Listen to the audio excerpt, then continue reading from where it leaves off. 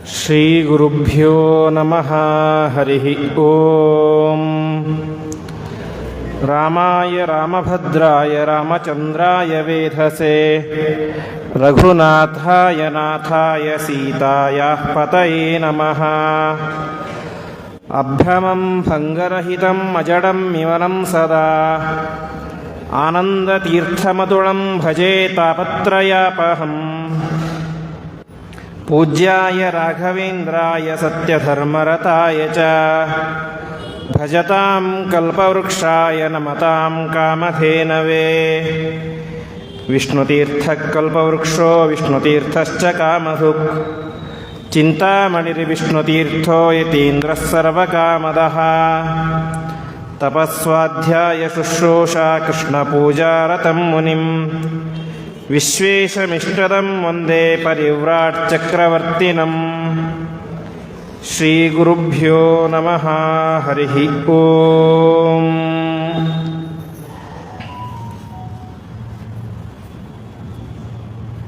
ಇಂದಿನಿಂದ 4 ದಿನಗಳ ಕಾಲ ಆ ವಾಯುದೇವರ ಪರಮಾತ್ಮನ ದಿವ್ಯವಾದಂತಹ ಮಹಿಮೆಯನ್ನು ವರ್ಣನೆ ಮಾಡುವಂತಹ ಸುಂದರಕಾಂಡದ ಶ್ರವಣವನ್ನು ಯಥಾಮತಿಯಾಗಿ ನಾವೆಲ್ಲರೂ ಈ ರಾಯರ ಸನ್ನಿಧಿಯಲ್ಲಿ ಮಾಡೋಣ. ಪರಮಾತ್ಮ ಭಕ್ತರನ್ನು ಉದ್ಧಾರ ಮಾಡಲಿಕ್ಕೋಸ್ಕರ ಅನೇಕ ಅವತಾರಗಳನ್ನು ಮಾಡ್ತಾನೆ. ಅದರಲ್ಲಿ ನಮಗೆ ಹತ್ತಿರವಾದದ್ದು, ಅದೇ ರೀತಿಯಾಗಿ ಮನುಷ್ಯನ ಜೀವನದ ಮೇಲೆ ವಿಶೇಷವಾದಂತಹ ಪ್ರಭಾವವನ್ನು ಬೀರಿದ 2 ದೊಡ್ಡ ಅವತಾರಗಳು ಅಂತ ಹೇಳಿದರೆ, ಒಂದು ರಾಮಾವತಾರ, ಇನ್ನೊಂದು ಕೃಷ್ಣಾವತಾರ. ಯಾಕೆ ಅಂದರೆ ಉಳಿದೆಲ್ಲ ಅವತಾರಗಳ ಅವಧಿ ತುಂಬ ಕಡಿಮೆ. ನರಸಿಂಹಾವತಾರ ಅವತಾರ ಮಾಡಿದರು, ಹಿರಣ್ಯಕಶಿಪುವನ್ನು ಸಂಹಾರ ಮಾಡಿದರು, ಮುಗಿತು, ಅಂತರ್ಧಾನ ಆಯಿತು. ವರಾಹಾವತಾರ ಅವತಾರ ಮಾಡಿದರು, ಹಿರಣ್ಯಾಕ್ಷನನ್ನು ಸಂಹಾರ ಮಾಡಿದರು, ಭೂಮಿಯನ್ನು ಉದ್ಧಾರ ಮಾಡಿದರು, ಮುಗಿತು. ಹೀಗೆ ಉಳಿದೆಲ್ಲ ಅವತಾರಗಳ ಅವಧಿ ಸ್ವಲ್ಪ ಕಡಿಮೆ. ಆದರೆ ಈ ರಾಮಾವತಾರ ಮತ್ತು ಕೃಷ್ಣಾವತಾರ ಹಾಗಲ್ಲ. ಹುಟ್ಟಿದಿಂದಾಗಿ ಆರಂಭ ಮಾಡಿ ಚಿಕ್ಕ ವಯಸ್ಸಿನಲ್ಲಿ ಅನೇಕ ವಿಧವಾದಂತಹ ಬಾಲ್ಯ ಲೀಲೆಗಳು, ಮತ್ತು ದೊಡ್ಡವರಾಗೋದು, ಮದುವೆಯಾಗುವುದು, ಅನಂತರ ಅನೇಕ ದುಷ್ಟ ರಾಕ್ಷಸರ ಸಂಹಾರ, ಅನೇಕ ಕಷ್ಟಗಳನ್ನು ಅನುಭವಿಸೋದು, ಹೀಗೆ ಒಬ್ಬ ಜೀವನದ ಪ್ರತಿಯೊಂದು ಹಂತಗಳನ್ನು, ಒಬ್ಬ ವ್ಯಕ್ತಿಯ ಜೀವನದ ಪ್ರತಿಯೊಂದು ಹಂತಗಳನ್ನು ನಮಗೆ ತೆಗೆದಿಡುವಂತಹ ಅವತಾರಗಳು ಅಂತ ಹೇಳಿದರೆ, ಒಂದು ರಾಮಾವತಾರ, ಇನ್ನೊಂದು ಕೃಷ್ಣಾವತಾರ. ಅಂತಹ ರಾಮನ ಚರಿತ್ರೆಯನ್ನು ನಮಗೆ ವಿಸ್ತಾರವಾಗಿ ರಾಮಾಯಣ ವರ್ಣನೆ ಮಾಡಿದರೆ, ಕೃಷ್ಣನ ಚರಿತ್ರೆಯನ್ನು ಮಹಾಭಾರತ, ಭಾಗವತಾದಿಗಳು ವರ್ಣನೆ ಮಾಡುತ್ತೆ. ಹೀಗೆ ರಾಮಾಯಣ ಮತ್ತು ಮಹಾಭಾರತ ನಮ್ಮ ಸಂಸ್ಕೃತಿಯ ಪ್ರಧಾನವಾದಂತಹ 2 ಗ್ರಂಥಗಳು.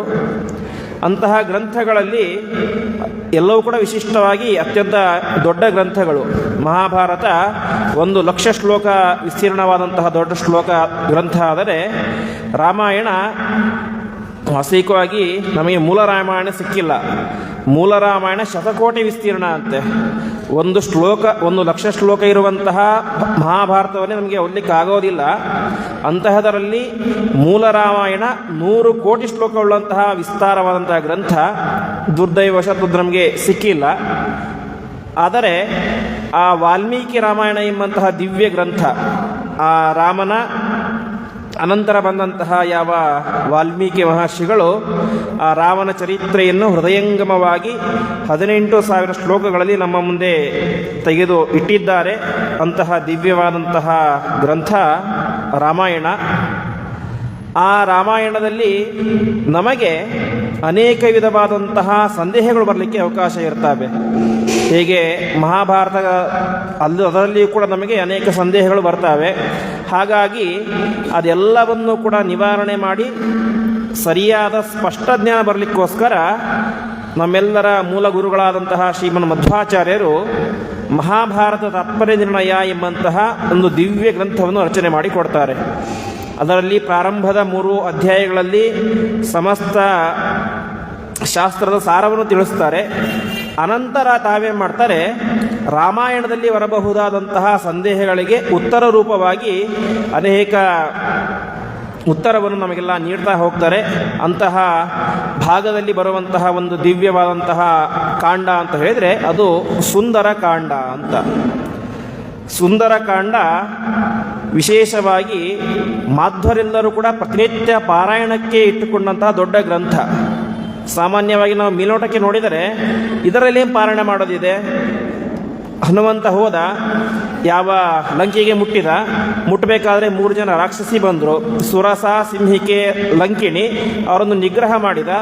ರಾವಣನ ಅರಮನೆಯನ್ನು ಸುಟ್ಟ, ಮತ್ತೆ ವಾಪಸ್ ಅರಮನೆ ಸಮುದ್ರ ತೀರಕ್ಕೆ ಬಂದ. ಇಷ್ಟೇ ಇರೋದು. ಇದನ್ನು ಪಾರಾಯಣ ಮಾಡಿದರೆ ನಮಗೇನು ಸಿಗುತ್ತೆ ಎಂಬುದಾಗಿ ಕೇಳಿದಾಗ, ಆದರೆ ಅಲ್ಲಿ ಹೇಳ್ತಾರೆ ಇದನ್ನು ಪಾರಾಯಣ ಮಾಡೋದ್ರಿಂದ ಏನು ಸಿಗುತ್ತೆ ಅಂತ ಹೇಳಿದರೆ ವಿಶೇಷವಾಗಿ ಕಾಂಡವೇ ಹೆಸರು ಹೇಳುವಂತೆ ಸುಂದರ ಕಾಂಡ ಅಂತ. ಇದು ಸುಂದರ ಕಾಂಡ ಯಾಕೆ ಆಯಿತು ಅಂತ ಹೇಳಿದರೆ, ವಿಶೇಷವಾಗಿ ರಾಮ, ವಾಸ್ತವಿಕವಾಗಿ ರಾಮ ಸರ್ವೋತ್ತಮನಾದಂತಹ ದೇವತೆ, ಅವನಿಗೆ ಯಾವ ರೀತಿಯಾದಂಥ ದುಃಖಗಳು ಇಲ್ಲ. ಆದರೆ ಮನುಷ್ಯನಾಗಿ ಅವತಾರ ಮಾಡಿದಾಗ ಮನುಷ್ಯರಂತೆ ಸಹಜವಾದಂತಹ ದುಃಖ ಕಷ್ಟಗಳನ್ನು ಅನುಭವಿಸುವಂತೆ ಪರಮಾತ್ಮ ನಟನೆ ಮಾಡ್ತಾನೆ. ಹಾಗೆ ರಾಮಚಂದ್ರ ದೇವರಿಗೆ ಜೀವನದಲ್ಲಿ ಒದಗಿದಂತಹ ಅತ್ಯಂತ ದೊಡ್ಡ ಕಷ್ಟ ಅಂತ ಹೇಳಿದರೆ ತನ್ನ ಹೆಂಡತಿಯನ್ನು ಕಳೆದುಕೊಂಡಿದ್ದು. ರಾಮನಿಗೆ ತಾನು 14 ವರ್ಷಗಳ ಕಾಲ ವನವಾಸಕ್ಕೆ ಹೋಗಬೇಕು ಅಂತ ಹೇಳಿದರೂ ಕಿಂಚಿತ್ತೂ ದುಃಖ ಆಗಲಿಲ್ಲ ಅಂತೆ. ಆದರೆ ಅದೇ ತನ್ನ ಮನದ ಅರಸಿಯಾದಂತಹ ಸೀತೆಯನ್ನು ಕಳೆದುಕೊಂಡಾಗ ಎಲ್ಲಿಲ್ಲದ ದುಃಖ ಬೇಸರ ಆಯಿತು. ಕೊನೆಗೆ ಆ ಸೀತೆಯನ್ನು ಹುಡುಕಿಕೊಂಡು ರಾಮ ಎಲ್ಲ ಹೊರಟು ಹೋದ, ಅದೆಲ್ಲ ಗೊತ್ತೇ ಇದೆ. ಹೀಗೆ ಸೀತೆ ಮತ್ತು ರಾಮ ಇಬ್ಬರು ಸೇರಲಿಕ್ಕೆ ಬೀಜಕ್ಷೇಪ ಆಗಿದ್ದು, ಮೂಲ ಕಾರಣ ನಡೆದಿದ್ದು ಎಲ್ಲಿ ಅಂತ ಹೇಳಿದ್ರೆ ಅದು ಸುಂದರಕಾಂಡದಲ್ಲಿ. ಯಾಕೆ ಹನುಮಂತ ಹೋಗಿ ಅಲ್ಲಿ ಸೀತೆಯನ್ನು ನೋಡಿ ಅವಳಿಗೆ ಅಂಗುಲೀಯಕವನ್ನು ಕೊಟ್ಟು ಅವಳಿಂದಾಗಿ ಚೂಡಾಮಣಿಯನ್ನು ತೆಗೆದುಕೊಂಡು ಬಂದ. ಹೀಗೆ ಸೀತಾ ಮತ್ತು ರಾಮರ ಸಮಾಗಮ ಆಗಲಿಕ್ಕೆ ಮೊದಲ ಒಂದು ಬೀಜಕ್ಷೇಪ ಆಗಿದ್ದು ಇಲ್ಲಿ ಅಂತ ಹೇಳಿದ್ರೆ ಅದು ಸುಂದರಕಾಂಡದಲ್ಲಿ. ಇಷ್ಟು ಮಾತ್ರ ಅಲ್ಲ, ಸುಂದರ ಅಂತ ಹೇಳಿದರೆ ಹನುಮಂತ ದೇವರಿಗೆ ಇನ್ನೊಂದು ಹೆಸರು. ಯಾಕೆಂದರೆ ಒಬ್ಬ ವ್ಯಕ್ತಿ ಸುಂದರನಾಗಿ ಕಾಣಬೇಕು ಅಂತ ಹೇಳಿದರೆ 32 ಲಕ್ಷಣಗಳನ್ನು ಹೇಳಿದ್ದಾರೆ. ಆ 32 ಲಕ್ಷಣಗಳು ಕೂಡ ಹನುಮಂತ ದೇವರೇ ಸಮಗ್ರವಾಗಿ ಇತ್ತು ಅಂತೆ. ಹಾಗಾಗಿ ವಾಯುದೇವರು, ಹನುಮಂತ ದೇವರು ಅತ್ಯಂತ ಸುಂದರ. ಹಾಗಾಗಿ ಈ ಕಾಂಡಕ್ಕೆ ಸುಂದರಕಾಂಡ. ರಾಮ ಮತ್ತು ಸೀತೆಯರ ಸಮಾಗಮಕ್ಕೆ ಇದು ನಾಂದಿಯಾಯಿತು. ಹಾಗಾಗಿ ಇದು ಸುಂದರಕಾಂಡ. ಅಷ್ಟು ಮಾತ್ರ ಅಲ್ಲ, ಹನುಮಂತ ದೇವರಿಗೆ ರಾಮದೇವರು ಹೇಳ್ತಾರೆ, ಹನುಮಂತ ದೇವರನ್ನು ಮೊದಲ ಬಾರಿ ರಾಮ ನೋಡ್ತಾನೆ. ದೂರದಿಂದ ಬರ್ತಿರ್ತಾನೆ. ಲಕ್ಷ್ಮಣನಿಗೆ ಇವನಿಗೆ ಸ್ವಲ್ಪ ಚಿಂತೆಯಾಗುತ್ತೆ, ಇವನ್ಯಾನೋ ರಾವಣನ ಕಡೆ ಇರಬಹುದು ಅಂತ. ಆವಾಗ ರಾಮ ಹೇಳ್ತಾನೆ, ಇಲ್ಲ, ಇವನ್ಯಾನೋ ನೋಡಲಿಕ್ಕೆ ಸುಂದರವಾಗಿದ್ದಾನೆ, ಸ್ವಲ್ಪ ವಿಚಾರ ಮಾಡೋಣ, ಹುಡುಕೋದು ಬೇಡ ಅಂತ ಹೇಳ್ತಾನೆ. ಹತ್ತಿರ ಬರ್ತಾನೆ. ಹತ್ತಿರ ಬಂದು ಅವನ ಹತ್ತಿರ ತುಂಬ ಮಾತಾಡ್ತಾರೆ. ಮಾತನಾಡಿದ ಮೇಲೆ ರಾಮ ಹೇಳ್ತಾನೆ, ಇಷ್ಟು ಹೊತ್ತು ಇವನನ್ನು ನಾನು ನೋಡಿದ್ದೀನಿ, ಇಷ್ಟು ಹೊತ್ತು ಹನುಮಂತನನ್ನು ನೋಡಿದರೂ ಕೂಡ ಮತ್ತೆ ಮತ್ತೆ ನೋಡಬೇಕು ಅನ್ನುವಂಥ ಅಪರಿಮಿತವಾದಂತಹ ಸೌಂದರ್ಯ ಈ ಹನುಮಂತನಲ್ಲಿ ಇದೆ. ಸಾಮಾನ್ಯವಾಗಿ ನಾವೇ ಅಂದ್ಕೊಂಡ್ಬಿಡ್ತೇವೆ ಹನುಮಂತ ದೇವರು ಅಂತ ಹೇಳಿದರೆ ಗಲ್ಲ ಹೋಗಿಬಿಟ್ಟಿದೆ, ಅವಾಗಿ ಸೌಂದರ್ಯ ಇಲ್ಲ ಅಂತ ಅಂದ್ಕೊಂಡ್ಬಿಡ್ತೇವೆ. ಆದರೆ ಹನುಮಂತ ದೇವರು ಅಪ್ರತಿಮ ಸೌಂದರ್ಯವಂತರು. ಹಾಗಾಗಿ ಸಾಕ್ಷಾತ್ ಪರಮಾತ್ಮನೇ ಹೇಳ್ತಾನೆ, ಆಹಾ ಎಂತಹ ಸೌಂದರ್ಯ ಇದೆ ಈ ಹನುಮಂತನಲ್ಲಿ ಅಂತ. ಹಾಗಾಗಿ ಅಂತಹ ಮಹಾ ಸುಂದರನಾದಂತಹ ಹನುಮಂತ, ಅವನ ಚರಿತ್ರೆಯನ್ನು ಹೇಳುವಂತಹ ಕಾಂಡ ಹೀಗೆ ಈ ಸುಂದರಕಾಂಡ. ಹಾಗಾಗಿ ಈ ಸುಂದರಕಾಂಡವನ್ನು ಭಕ್ತಿಯಿಂದಾಗಿ ಪಾರಾಯಣ ಮಾಡಿದರೆ ನಮಗೆ ಬಂದಂತಹ ಎಲ್ಲ ವಿಧವಾದಂತಹ ಕಷ್ಟವೂ ಕೂಡ ದೂರ ಆಗುತ್ತೆ. ಅಷ್ಟು ಮಾತ್ರ ಅಲ್ಲ, ಕಳೆದುಕೊಂಡು ಹೋದಂತಹ ವಸ್ತು ಏನಾದರೂ ನಮಗೆ ಸಿಗಬೇಕು ಅಂತ ಹೇಳಿದರೆ ಈ ಸುಂದರಕಾಂಡವನ್ನು ವಿಶೇಷವಾಗಿ ಪಾರಾಯಣ ಮಾಡೋದರಿಂದಾಗಿ ಅದು ಸಿಗುತ್ತೆ ಎಂಬಂತಹ ಅಚಲವಾದಂತಹ ನಂಬಿಕೆ ಕೂಡ ನಮ್ಮ ಸಂಪ್ರದಾಯದಲ್ಲಿ ಬಂದಿದೆ. ಹೀಗೆ ಅತ್ಯಂತ ಪವಿತ್ರವಾದಂತಹ ದಿವ್ಯವಾದಂತಹ ಗ್ರಂಥ ಅದು ಸುಂದರಕಾಂಡ. ಈ ಸುಂದರಕಾಂಡ ವಾಸ್ತವಿಕವಾಗಿ ಯಾವ ಮೂಲದಲ್ಲಿ ಅಂದರೆ ಮೂಲ ವಾಲ್ಮೀಕಿ ರಾಮಾಯಣದಲ್ಲಿ ಅತ್ಯಂತ ವಿಸ್ತಾರವಾಗಿ ಇದೆ. ಸುಮಾರು 2000 ಶ್ಲೋಕಗಳು ಆ ಮೂಲ ರಾಮಾಯಣದಲ್ಲಿ ಇವೆ, ಅಂದರೆ ವಾಲ್ಮೀಕಿ ರಾಮಾಯಣದಲ್ಲಿ. ಅದನ್ನು ಸಂಗ್ರಹ ಮಾಡಿ ಮಧ್ವಾಚಾರ್ಯರು ಕೇವಲ 50 ಶ್ಲೋಕಗಳು ಒಬ್ಬ ವ್ಯಕ್ತಿ ತನ್ನ ಪ್ರತಿನಿತ್ಯದ ಅವಧಿಯಲ್ಲಿ 7-8 ನಿಮಿಷಗಳಲ್ಲಿ ಪಾರಾಯಣ ಮಾಡಲಿಕ್ಕೆ ಅನುಕೂಲವಾಗುವಂತಹ ಅಷ್ಟೇ ಅದರ ಸಾರವನ್ನು, ಸಮಗ್ರ ಸಾರವನ್ನು ಸಂಗ್ರಹ ಮಾಡಿ ನಮಗೆ ಸುಂದರಕಾಂಡ ನಿರ್ಣಯ ಎಂಬಂತಹ ದಿವ್ಯ ಗ್ರಂಥವನ್ನು ರಚನೆ ಮಾಡಿಕೊಟ್ಟಿದ್ದಾರೆ. ಅಂತಹ ಸುಂದರಕಾಂಡದ ಶ್ರವಣವನ್ನು ಇಂದಿನಿಂದ ಯಥಾಮತಿಯಾಗಿ ಮಾಡೋಣ. ಏನಾಗಿತ್ತು ಸುಂದರಕಾಂಡ ಪ್ರಾರಂಭ ಆಗಲಿಕ್ಕೆ ಕಾರಣ ಏನು ಅಂತ. ವಾಲಿ ಮತ್ತು ಸುಗ್ರೀವ ಅವರಿಬ್ಬರು ಸಹೋದರರು. ಈ ಕಡೆ ರಾಮ ತನ್ನ ಹೆಂಡತಿಯನ್ನು ಕಳೆದುಕೊಂಡು ಹುಡುಕ್ತಾ ಬಂದಿರ್ತಾನೆ. ಅನಂತರ ಅವನಿಗೆ ಹನುಮಂತನ ಸಮಾಗಮ ಆಗುತ್ತೆ. ನಂತರ ಸುಗ್ರೀವನ ಸಮಾಗಮ. ಸುಗ್ರೀವನ ಮಾತಿಗೆ ಒಪ್ಪಿ ಅವನು ವಾಲಿಯನ್ನು ಸಂಹಾರ ಮಾಡ್ತಾನೆ. ಅನಂತರ ಸುಗ್ರೀವ ಮಾತು ಕೊಡ್ತಾನೆ, ನಿನ್ನ ಹೆಂಡತಿಯನ್ನು ನಾನು 1 ತಿಂಗಳ ಒಳಗಾಗಿ ಹುಡುಕಿಸಿಕೊಡ್ತೇನೆ ಅಂತ. ಯಾಕೆ ಅಷ್ಟು ಧೈರ್ಯ ಸುಗ್ರೀವನಿಗೆ ಅಂತೇಳಿ ಕೇವಲ 1 ತಿಂಗಳಲ್ಲಿ ಹುಡುಕಿಸಿಕೊಡ್ತೇನೆ ಅಂತ ಹೇಳಿದರೆ, ಅವನ ಬಳಿ ಅಪಾರವಾದಂಥ ಕಪಿ ಸೈನ್ಯ ಇತ್ತು. ಆ ಕಪಿ ಸೈನ್ಯ ಅಂತ ಹೇಳಿದ್ರೆ ನಿಮಗೆಲ್ಲ ಕಪಿಗಳಂದರೆ ಗೊತ್ತೇ ಇದೆ. ಎಂತಹ ದೊಡ್ಡ ಬೆಟ್ಟವೇ ಇರಲಿ, ಎಂತಹ ದೊಡ್ಡ ಮರವೇ ಇರಲಿ, ಕ್ಷಣಾರ್ಧದಲ್ಲಿ ಹತ್ತುವಂತಹ ಸಾಮರ್ಥ್ಯ ಆ ಕಪಿಗಳಿಗೆ, ಕೋತಿಗಳಿಗೆ ಇದೆ. ಹಾಗಾಗಿ ಆ ಸುಗ್ರೀವನ ಹತ್ತಿರ ಕೋಟ್ಯಾಂತರವಾದಂತಹ ಕಪಿಗಳ ಸೈನ್ಯ ಇತ್ತು. ರಾಮ, ನೀನೇನೂ ಚಿಂತೆ ಮಾಡಬೇಡ, ಆರಾಮವಾಗಿ ನನ್ನ ನಗರದಲ್ಲಿ ಇರು. ಈ ಕಪಿಗಳೆಲ್ಲರೂ ಕೂಡ 1 ತಿಂಗಳ ಒಳಗೆ ನಿನ್ನ ಹೆಂಡತಿಯನ್ನು ಹುಡುಕಿಕೊಂಡು ಬರ್ತಾರೆ ಅಂತ ಹೇಳ್ತಾನೆ. ರಾಮನು ಕೂಡ ಸರಿ ಅಂತ ಕೂತ್ಕೊಳ್ತಾನೆ. ಹೀಗೆ 4 ದಿಕ್ಕಿಗೆ 4 ಕಪಿಗಳ ಸೈನ್ಯ ಹೋಗುತ್ತೆ. ಎಲ್ಲ ಕಡೆ ಹುಡುಕ್ತಾರೆ, ಎಲ್ಲೂ ಹೋದು ಕೂಡ ಸಿಗೋದಿಲ್ಲ. ಈ ದಕ್ಷಿಣ ದಿಕ್ಕಿಗೆ ಅಂದರೆ ಲಂಕೆಯ ದಿಕ್ಕಿಗೆ ಮಾತ್ರ ಮಹಾಪರಾಕ್ರಮಶಾಲಿಗಳಾದಂಥವರು ಹೋಗಿರ್ತಾರೆ. ಯಾವ ಅಂಗದ, ಜಾಂಬವಂತ, ತಾರ, ಹನುಮಂತ, ಈ ಪ್ರಮುಖ ಮಹಾ ಪರಾಕ್ರಮಶಾಲಿಗಳೆಲ್ಲರೂ ಕೂಡ ದಕ್ಷಿಣ ದಿಕ್ಕಿಗೆ ಹೋಗಿರ್ತಾರೆ. ಅಲ್ಲೂ ಹುಡುಕ್ತಾರೆ. ಎಷ್ಟು ಹುಡುಕಿದ್ರು ಕೂಡ ಸೀತೆ ಸಿಗೋದೇ ಇಲ್ಲ. ಕೊನೆಗೆ ಎಲ್ಲರೂ ಹೇಳ್ತಾರೆ, ಇವತ್ತು ನಾವು ವಾಪಸ್ ನಮ್ಮ ರಾಜ್ಯಕ್ಕೆ ಹೋದರೆ ಅಲ್ಲಿ ನಮ್ಮ ತಲೆಯನ್ನು ಕಡಿಯೋದು ನಿಶ್ಚಿತ. ಯಾಕೆ? ಸುಗ್ರೀವ ಆಜ್ಞೆ ಮಾಡಿದ್ದಾನೆ, 1 ತಿಂಗಳ ಒಳಗಡೆ ಸೀತೆಯನ್ನು ಹುಡುಕಿಕೊಂಡು ಬರಬೇಕು. ಬರದೇ ಹೋದರೆ ನಿಮ್ಮೆಲ್ಲರನ್ನು ಕೂಡ ನಾನು ಸಂಹಾರ ಮಾಡಿ ಹಾಕ್ತೇನೆ ಅಂತ. ಹೀಗೆ ಅಲ್ಲಿ ಹೋದರೆ ನಮಗೆ ಸುಗ್ರೀವ ಖಂಡಿತ ಉಳಿಸೋದಿಲ್ಲ. ಹಾಗಾಗಿ ಇಲ್ಲೇ ಇದ್ದು ಬಿಡೋಣ ಅಂತ. ಯಾಕೆಂದರೆ ಇಲ್ಲಿ ಯಾರ ಕಾಟವೂ ಇಲ್ಲ, ಇಲ್ಲಿ ಯಾವ ವ್ಯಕ್ತಿಗಳೂ ಇಲ್ಲ. ಇಲ್ಲಿ ನಾವೇ ನಮ್ಮದೇ ಆದಂತಹ ಒಂದು ದೊಡ್ಡ ರಾಜ್ಯವನ್ನು ನಿರ್ಮಾಣ ಮಾಡಿ ಅಲ್ಲಿ ನಾವು ರಾಜ್ಯಭಾರವನ್ನು ಮಾಡೋಣ. ನಮಗೆ ರಾಜ ಯಾರಾಗಬೇಕು? ರಾಜ ಅಂಗದ ಇದ್ದಾನೆ. ಅವನು ಹೇಗಿದ್ದರೂ ವಾಲಿಯ ಮಗ, ಒಳ್ಳೆಯ ರಾಜಕುಮಾರ. ಹಾಗಾಗಿ ಅಂಗದನನ್ನು ರಾಜನನ್ನಾಗಿ ಮಾಡಿಕೊಂಡು ನಾವು ಇಲ್ಲಿಯ ರಾಜ್ಯಭಾರವನ್ನು ಮಾಡೋಣ. ವಾಪಸ್ ನಮ್ಮ ರಾಜ್ಯಕ್ಕೆ ಹೋಗೋದೇ ಬೇಡ. ಸೀತೆ ಏನಾದರೂ ಅಲ್ಲಿ ನಮಗೇನು, ನಮಗೆ ಸಂಬಂಧನೇ ಇಲ್ಲ. ನಮಗೇನೋ ರಾಜ್ಯ ಅಪ್ಪಣೆ ಮಾಡಿದ್ದ, ಹುಡುಕಿಕೊಂಡು ಬಂದ್ವಿ, ಸಿಗಲಿಲ್ಲ. ಆ ಸೀತೆಗೋಸ್ಕರ ನಾವು ನಮ್ಮ ಪ್ರಾಣವನ್ನು ಕಳೆದುಕೊಳ್ಳೋದು ಬೇಡ ಅಂತ ನಿಶ್ಚಯ ಮಾಡಿ ಎಲ್ಲರೂ ಕೂಡ ಅಲ್ಲಿ ಒಂದು ದೊಡ್ಡ ಗುಹೆಯಲ್ಲಿ ಮಲಗಿಕೊಂಡು ಬಿಡ್ತಾರೆ. ಆವಾಗ ಬಂದು ಹನುಮಂತ ಹೇಳ್ತಾನೆ, ಅವರಿಗೆ ಜೋರಾಗಿ ಬೈಲಿಕ್ಕೆ ಶುರು ಮಾಡ್ತಾನೆ. ಅವರೆಲ್ಲ ಗದರಿಸಿ, ಒಂದು ವೇಳೆ ನೀವು ಸೀತೆಯನ್ನು ಹುಡುಕಿಕೊಂಡು ಬರಲಿಕ್ಕೆ ಮುಂದೆ ಹೋಗದೇ ಹೋದರೆ ನಾನು ನಿಮ್ಮೆಲ್ಲರ ಕೈಕಾಲನ್ನು ಮುರಿದು ಹಾಕ್ತೇನೆ ಎಂಬುದಾಗಿ ಅವರಿಗೆ ಭಯವನ್ನು ಹುಟ್ಟಿಸ್ತಾನೆ. ಸರಿ ಅಂತ ಮತ್ತೆ ಸೀತೆಯ ಅನ್ವೇಷಣೆ ಪ್ರಾರಂಭ ಆಗುತ್ತೆ. ಸಮುದ್ರ ತೀರಕ್ಕೆ ಬರ್ತಾರೆ. ಆವಾಗ ಪ್ರತಿಯೊಬ್ಬರಿಗೂ ಕೂಡ ಏನು ಮಾಡಬೇಕು ಅಂತ ತೋಚೋದೇ ಇಲ್ಲ. ಯಾಕೆಂದರೆ ಸಮುದ್ರಕ್ಕೆ ಸಮುದ್ರ ಅಂತ ಯಾಕೆ ಹೆಸರು ಅಂತ ಹೇಳಿದರೆ, ತೀರ ಇರುವುದಕ್ಕೆ ಸಮುದ್ರ ಅಂತ ಹೆಸರುತ್ತೆ. ಮುದ್ರ ಅಂತ ಹೇಳಿದರೆ ತೀರ, ಯಾವುದಕ್ಕೆ ತೀರ ಇದೆಯೋ ಅದು ಸಮುದ್ರ ಅಂತ. ಇದರಲ್ಲೇನು ವಿಶೇಷ? ಯಾಕಂದರೆ ಒಂದು ನದಿಗೂ ತೀರ ಇರುತ್ತೆ, ಒಂದು ಕೆರೆಗೂ ತೀರ ಇರುತ್ತೆ. ಹಾಗಾದರೆ ನದಿಯನ್ನು ಸಮುದ್ರ ಅಂತ ಕರೀಬೇಕು. ಆದರೆ ಸಮುದ್ರವನ್ನು ಮಾತ್ರ ಯಾಕೆ ಸಮುದ್ರ ಅಂತ ಕರೀತಾರೆ ಅಂತ ಹೇಳಿದರೆ, ಅದಕ್ಕೆ ಹೇಳ್ತಾರೆ, ನಾವು ನದಿಯ ಒಂದು ದಡದಲ್ಲಿ ನಿಂತರೆ ಆ ಕಡೆ ದಡ ಇದೆ ಅಂತ ನಮ್ಗೆ ಗೊತ್ತಾಗುತ್ತೆ, ತೀರ ಇದೆ ಅಂತ ಗೊತ್ತಾಗುತ್ತೆ. ಆದರೆ ಸಮುದ್ರದ ಒಂದು ತೀರದಲ್ಲಿ ನಾವು ನಿಂತರೆ ಆ ಕಡೆ ಇನ್ನೊಂದು ತೀರ ಏನೇ ಗೊತ್ತೇ ಆಗೋದೇ ಇಲ್ಲ. ಎಷ್ಟು ದೂರ ನೋಡಿದರೂ ಕೂಡ ನಮಗೆ ತೀರ ಕಾಣಿಸೋದೇ ಇಲ್ಲ.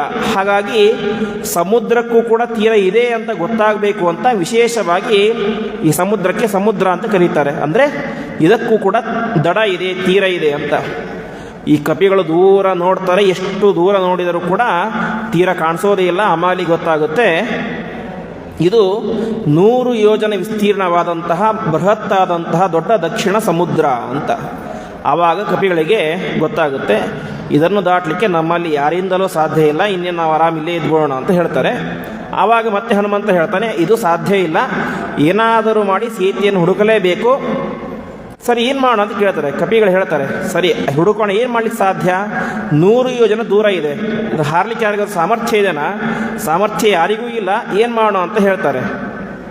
ಆವಾಗ ರಾಮದೇವರು ಹೇಳ್ತಾರೆ, ಎಲ್ಲ ವಿಧವಾದಂತಹ ರೋಗಗಳಿಗೆ ಭಯಗಳಿಗೆ ದೊಡ್ಡ ಚಿಕಿತ್ಸೆ ಅಂತ ಹೇಳೋದು ರಾಮನಾಮ. ಅಂತಹ ರಾಮನಾಮದ ಪಾರಾಯಣವನ್ನು, ರಾಮಾಯಣದ ಚರಿತ್ರೆಯನ್ನು ನಾವೆಲ್ಲರೂ ಕೂಡ ಸೇರಿ ಪಾರಾಯಣ ಮಾಡೋಣ ಅಂತ ಹೇಳ್ತಾನೆ ಅಂತೆ.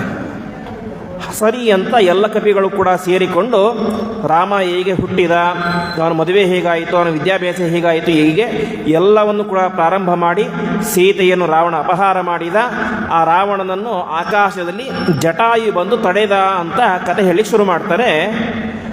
ಆವಾಗ ಒಂದು ಹಕ್ಕಿ ಬರುತ್ತೆ, ನಡ್ಕೊಂಡು ಬರುತ್ತೆ, ಪಾಪದ ರೆಕ್ಕೆ ಇರೋದಿಲ್ಲ, ನಡ್ಕೊಂಡು ಬರುತ್ತೆ. ನಡ್ಕೊಂಡು ಬಂದು ಹೇಳುತ್ತೆ, ಯಾರು ನೀವು ಅಂತ ಕೇಳುತ್ತೆ ಆ ಹಕ್ಕಿ. ಅದಕ್ಕೆ ಹೇಳ್ತಾರೆ, ಹೀಗೆ ನಾವು ಸುಗ್ರೀವನ ಸೇವಕರು, ಹೀಗೆ ಸೀತೆಯನ್ನು ಹುಡ್ಕೊಂಡು ಬಂದಿದ್ವಿ ಅಂತ.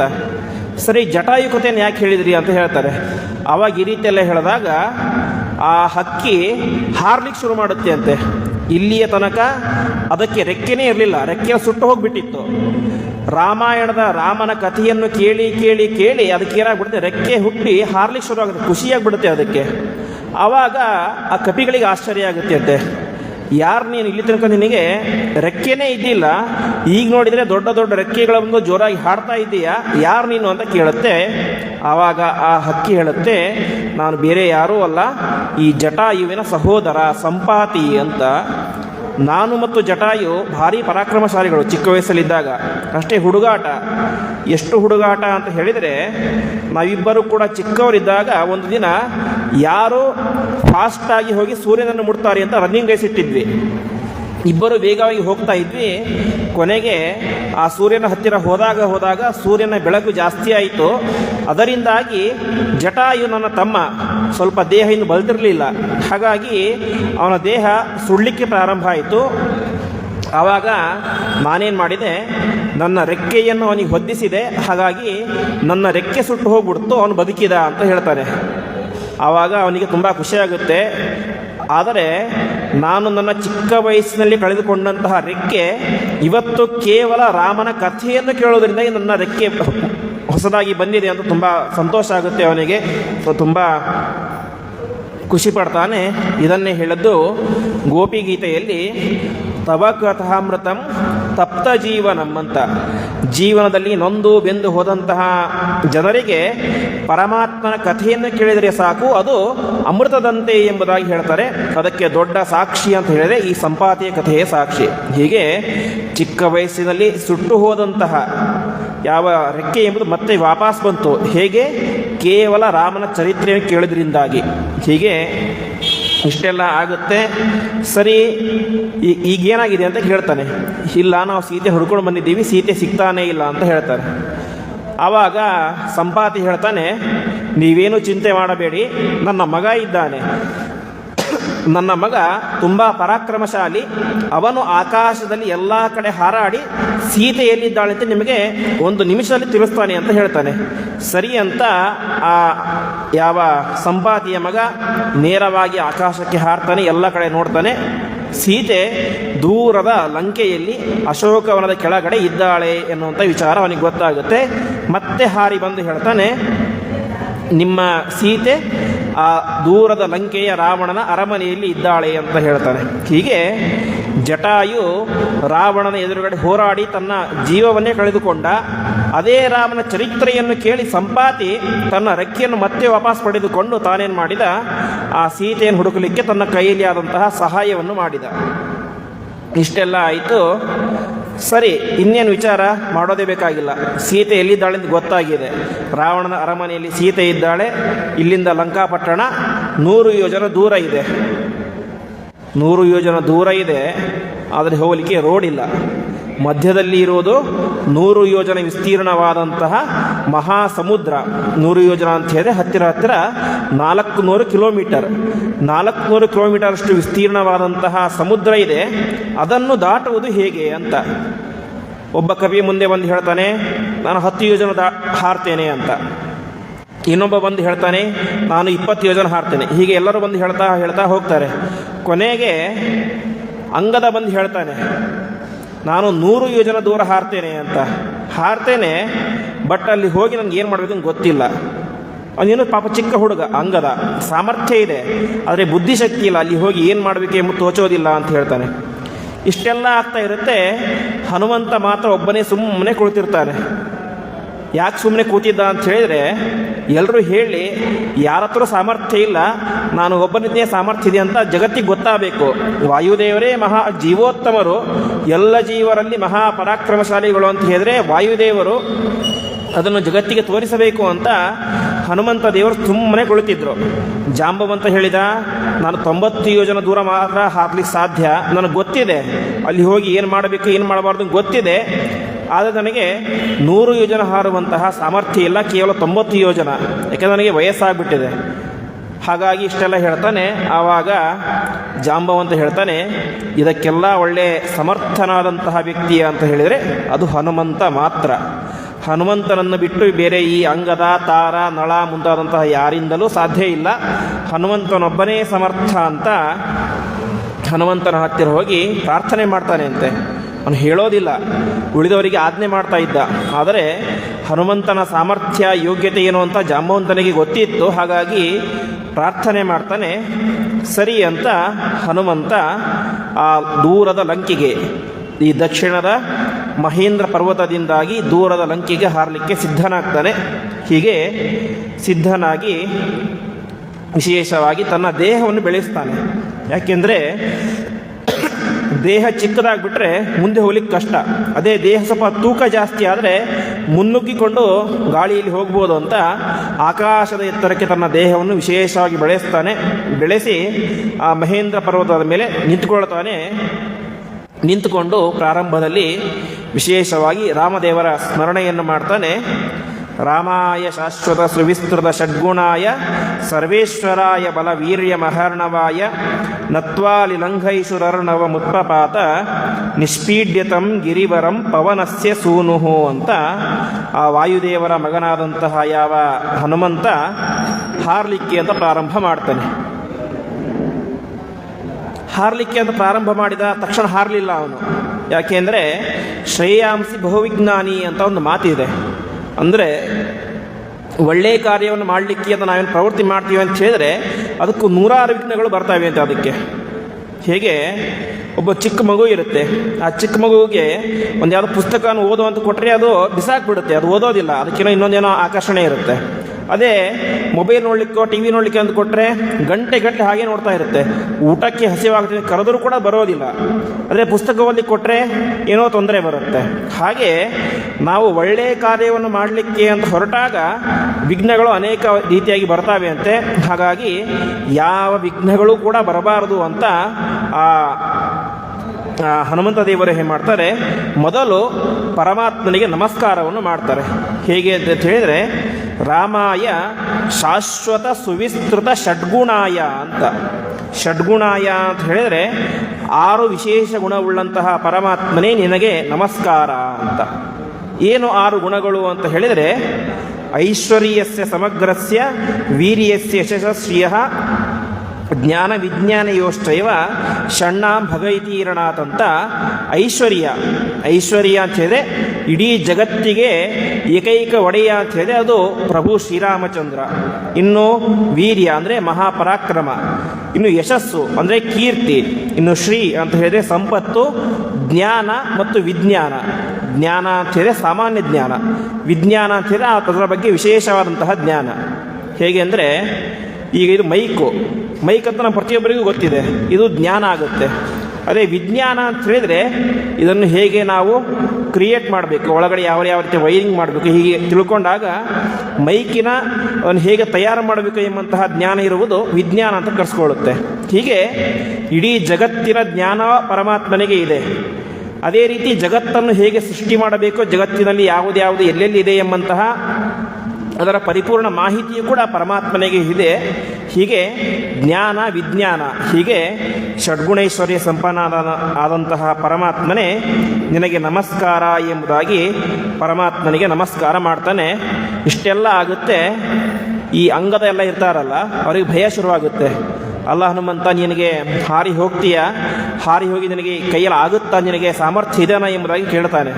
ಆವಾಗ ಹನುಮಂತ ಒಂದೇ ಒಂದು ಮಾತನ್ನು ಹೇಳ್ತಾನೆ, ನೀವ್ಯಾರೂ ಚಿಂತೆ ಮಾಡಬೇಡಿ, ನನ್ನ ಜೊತೆಗೆ ದೊಡ್ಡ ರಕ್ಷಾ ಕವಚ ಇದೆ ಅಂತ ಹೇಳ್ತಾನೆ.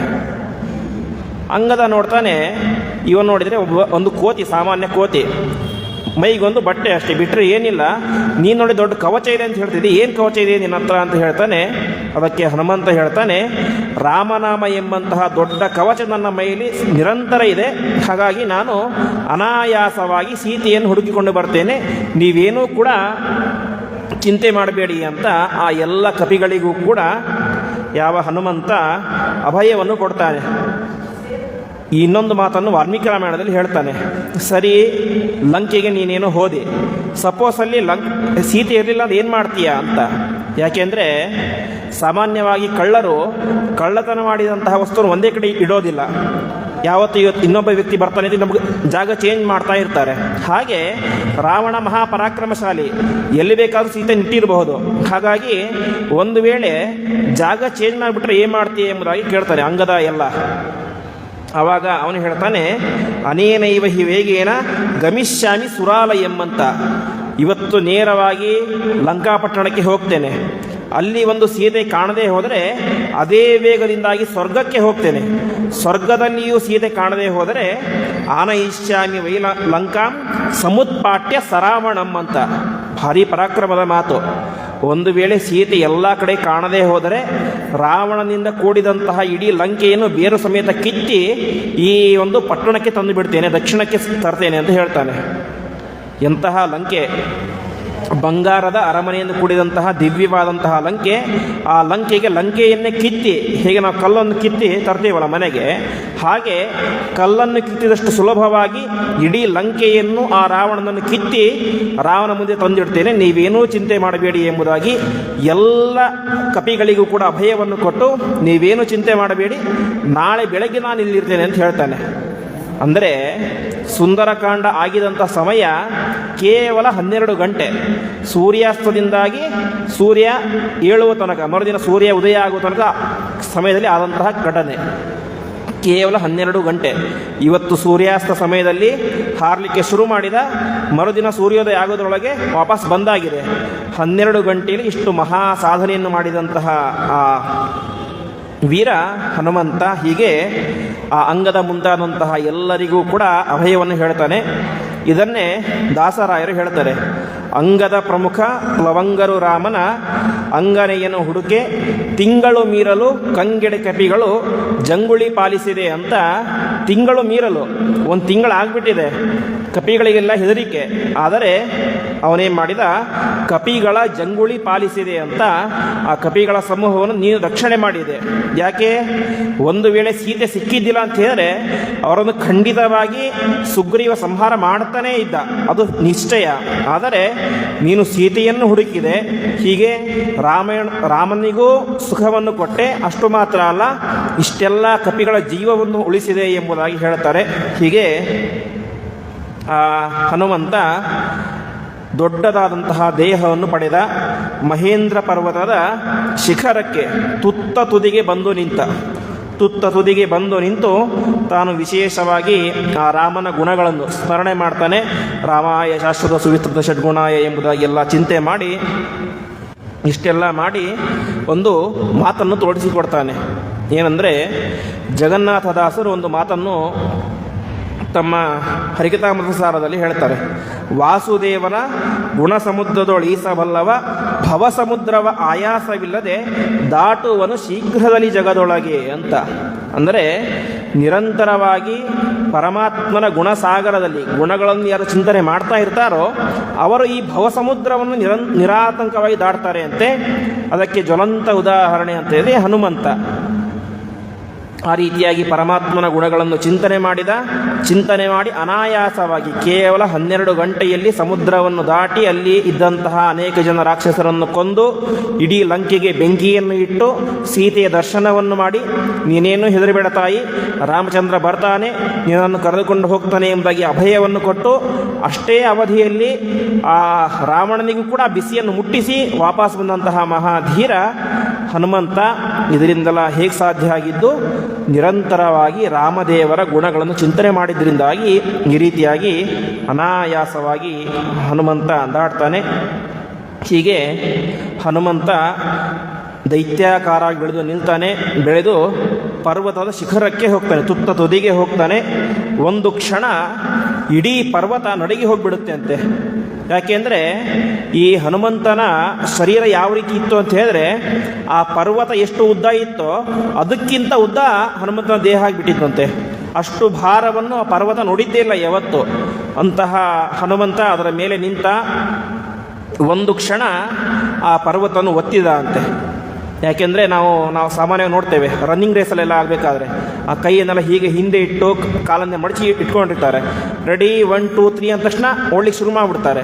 ಹಾಗೆ ಪರಮಾತ್ಮನು ಕೂಡ ಒಂದೇ ನೆಗೆತ ಇಲ್ಲಿಂದ ಹಾರಿದ ಅಂಥೇಳಿ ಇಳಿಯೋದು ನೆಕ್ಸ್ಟ್ ಎಲ್ಲಿ, ಲಂಕೆಯಲ್ಲಿಯೇನೆ. ಹಾಗಾಗಿ ತನ್ನ ಎಲ್ಲ ಶಕ್ತಿಯನ್ನು ಕೂಡ ಪ್ರಯೋಗ ಮಾಡಿ ಒಂದು ಕ್ಷಣ ಆ ಕಾಲಿನಿಂದಾಗಿ ಮಹೇಂದ್ರ ಪರ್ವತವನ್ನು ಒತ್ತಿದ ಅಂತೆ. ಒತ್ತಿದ ರಭಸಕ್ಕೆ ಏನಾಯಿತು ಅಂತ ಹೇಳಿದ್ರೆ, ಆ ಪರ್ವತದ ಕೆಳಗಡೆ ಇದ್ದಂಥ ಅಂತರ್ಜಲ ನೀರು ಮೇಲ್ಗಡೆ ಬಂದುಬಿಡ್ತು ಅಂತೆ. ಅಷ್ಟು ರಭಸವಾಗಿ ಹೊತ್ತಿದ ಮಹೇಂದ್ರ ಪರ್ವತ ಏನು ಸಾಮಾನ್ಯ ಯಾವುದೋ ಗುಡ್ಡ ಅಲ್ಲ, ಮಹಾಪರ್ವತ ಅದು. ಅಂತಹ ಮಹಾಪರ್ವತವನ್ನು ಒತ್ತಿದರೆ ಆ ಪರ್ವತ ಭೂಮಿಯ ಒಳಗಡೆ ಹೋಗಿ ಭೂಮಿಯಲ್ಲಿದ್ದಂತಹ ನೀರೆಲ್ಲವೂ ಕೂಡ ಹನುಮಂತ ದೇವರಿಗೆ ಅಭಿಷೇಕ ಮಾಡಿದ ರೀತಿಯಲ್ಲೇ ಆಯಿತು ಅಂತೆ. ಅಷ್ಟು ಮಾತ್ರ ಅಲ್ಲ, ಆ ಪರ್ವತದಲ್ಲಿ ಇದ್ದಂತಹ ಎಲ್ಲ ದೊಡ್ಡ ಗಿಡಗಳು ಕೂಡ ಒಂದು ಸಲ ಅಲಗಾಡಿಬಿಟ್ಟುವಂತೆ. ಅಲಗಾಡಿದ್ದಕ್ಕೆ ಅದರಲ್ಲಿ ಇದ್ದಂತಹ ಹೂವುಗಳೆಲ್ಲವೂ ಕೂಡ ಹನುಮಂತ ದೇವರಿಗೆ ಅಭಿಷೇಕ ಮಾಡಿದ ರೀತಿ ಆಯಿತು ಅಂತೆ. ಹೀಗೆ ಇಷ್ಟೆಲ್ಲ ಆಯಿತು. ಇಷ್ಟಾದ ತಕ್ಷಣ ಮೇಲ್ಗಡೆ ಆಕಾಶದಲ್ಲಿ ಎಲ್ಲ ದೇವಾನುದೇವತೆಗಳು ಕೂಡ ಬಂದು ನೆಲೆಸಿದರಂತೆ. ಇವತ್ತು ಒಂದು ದೊಡ್ಡ ಕಾರ್ಯ ಆಗ್ತಾ ಇದೆ. ನಮ್ಮ ಜೀವನದಲ್ಲಿ ಯಾವತ್ತೂ ಕೂಡ ಇಂತಹ ದೊಡ್ಡ ಕಾರ್ಯವನ್ನು, ಒಂದೇ ಏಟಿಗೆ 100 ಯೋಜನ ದೂರದ ಸಮುದ್ರವನ್ನು ಹಾರುವಂತಹ ಒಂದು ದೃಶ್ಯವನ್ನು ನಾವು ನೋಡೇ ಇಲ್ಲ. ಹಾಗಾಗಿ ಇವತ್ತು ನಮಗೆಲ್ಲರಿಗೂ ಕೂಡ ಗುರುಗಳು, ಜೀವೋತ್ತಮನಾದಂತಹ ವಾಯುದೇವರು ಹಾರ್ತಾ ಇದ್ದಾರೆ. ಅದೆಲ್ಲವನ್ನು ಕೂಡ ನೋಡಿ ನಾವು ನಮ್ಮ ಜೀವನವನ್ನು ಸಾರ್ಥಕ ಮಾಡಿಕೊಳ್ಳಬೇಕು ಎಂಬಂಥ ಆಸೆಯಿಂದಾಗಿ ಎಲ್ಲ ದೇವಾನುದೇವತೆಗಳು, ಋಷಿಗಳು, ಮುನಿಗಳು ಎಲ್ಲರೂ ಕೂಡ ಅಲ್ಲಿ ಬಂದು ನಿಂತಿದ್ದಾರೆ ಅಂತೆ. ಎಲ್ಲಿ? ಆಕಾಶದಲ್ಲಿ. ಈ ಕಡೆ ಪರ್ವತದಲ್ಲಿ ಇರುವಂತಹ ಗಿಡ ಮರಗಳು ಹೂವನ್ನು ಹಾಕ್ತಾ ಇವೆ. ಯಾರ ಮೇಲೆ? ಹನುಮಂತನ ಮೇಲೆ. ಮೇಲ್ಗಡೆಯಿಂದ ಯಾರು ಹಾಕ್ತಾ ಇದ್ದಾರೆ? ದೇವಾನುದೇವತೆಗಳು ಕೂಡ ವೇದ ಘೋಷವನ್ನು ಮಾಡೋದರ ಮೂಲಕ ಪುಷ್ಪವೃಷ್ಟಿಯನ್ನು ಮಾಡ್ತಾ ಇದ್ದಾರೆ. ಹೀಗೆ ಅದ್ಭುತವಾದಂತಹ ಈ ಒಂದು ಸಂದರ್ಭ. ಇಷ್ಟೆಲ್ಲ ಆಗುತ್ತೆ. ಕೊನೆಗೆ ಯಾವ ಹನುಮಂತ ಒಂದೇ ಏಟಿಗೆ ಪರ್ವತವನ್ನು ಕೆಳಗೆ ಒತ್ತಿ ಹಾರಲಿಕ್ಕೆ ಅಂತ ಶುರು ಮಾಡ್ತಾನೆ. ಹಾರಲಿಕ್ಕೆ ಶುರು ಮಾಡಿದ್ದೇ ತಡ ಚುಕ್ಷೋಭವಾರಿಧಿರನು ಪ್ರಯಯೋಚ ಶೀಘ್ರಂ ಯಾದೋ ಗಣೈ ಸಹ ತದೀಯ ಬಲಾಭಿಕೃಷ್ಟ ವೃಕ್ಷಾಶ್ಚ ಪರ್ವತಗತ ಪವನೇನ ಪೂರ್ವಂ ಕ್ಷಿಪ್ತೋರ್ಣವೇ ಗಿರಿರುದ ಗಮದಸ್ಯ ಹೇತೋಃ. ಸಮುದ್ರ ಅಂತ ಹೇಳಿದರೆ ನಾವು ನೋಡದಂತೆ ಗಂಭೀರವಾಗಿ ಇರುತ್ತೆ, ಅದರಲ್ಲಿ ಏನೋ ಏರಿಳಿತ ಕಾಣೋದಿಲ್ಲ. ಆದರೆ ಯಾವಾಗ ಹನುಮಂತನಂತಹ ಮಹಾ ದೊಡ್ಡ ದೇಹದ ವ್ಯಕ್ತಿ ಅದರ ಮೇಲಿಂದ ಹಾರಲಿಕ್ಕೆ ಶುರು ಮಾಡಿದನಲ್ಲ, ಸಮುದ್ರದ ತುಂಬ ಅಲ್ಲೋಲ ಕಲ್ಲೋಲ ಅಂತೆ. ಆ ನೀರೆಲ್ಲ ಹಾರಲಿಕ್ಕೆ ಶುರುವಾಗ್ಬಿಡ್ತು ಅಂತೆ. ನಾವು ಸಾಮಾನ್ಯವಾಗಿ ನೋಡ್ತೇವೆ, ಒಂದು ಯಾವುದಾದ್ರು ಹೆಲಿಕಾಪ್ಟರ್ ಯಾವುದಾದ್ರೂ ಕೂಡ ಒಂದು ನೀರಿನ ಮೇಲೆ ಹೋದರೆ ಆ ನೀರು ಹಾರಲಿಕ್ಕೆ ಶುರುವಾಗುತ್ತೆ ಅದರ ಗಾಳಿಗೆ, ವೇಗಕ್ಕೆ. ಹಾಗೆ ಒಂದು ಸಾಮಾನ್ಯ ಹೆಲಿಕಾಪ್ಟರ್ನ ಗಾಳಿಗೇನೆ ನೀರು ಹಾರುತ್ತೆ ಅಂತ ಹೇಳಿದರೆ, ಆ ಗಾಳಿಗೆ ಪ್ರಧಾನ ಅಭಿಮಾನಿ ದೇವತೆಯೇ ವಾಯುದೇವರು, ಅವರು ಹಾರ್ತಾ ಇದ್ದಾರೆ ಅಂತ ಹೇಳಿದ್ರೆ ಆ ಇಡೀ ಸಮುದ್ರ ಅಲ್ಲೋಲ ಕಲ್ಲೋಲ ಆಗಿಬಿಡ್ತು ಅಂತೆ. ಅಷ್ಟು ಮಾತ್ರ ಅಲ್ಲ, ಯಾದೋ ಗಣೈ ಸಹ ತದೀಯ ಬಲಾಭಿಕೃಷ್ಟ ಅಂತ. ಸಮುದ್ರ ಅಂತ ಹೇಳಿದರೆ ಅದರಲ್ಲಿ ದೊಡ್ಡ ದೊಡ್ಡ ಮೀನುಗಳು, ತಿಮಿಂಗಲಗಳು, ಮೊಸಳೆಗಳು, ದೊಡ್ಡ ದೊಡ್ಡ ಪ್ರಾಣಿಗಳೆಲ್ಲ ಇರ್ತವೆ.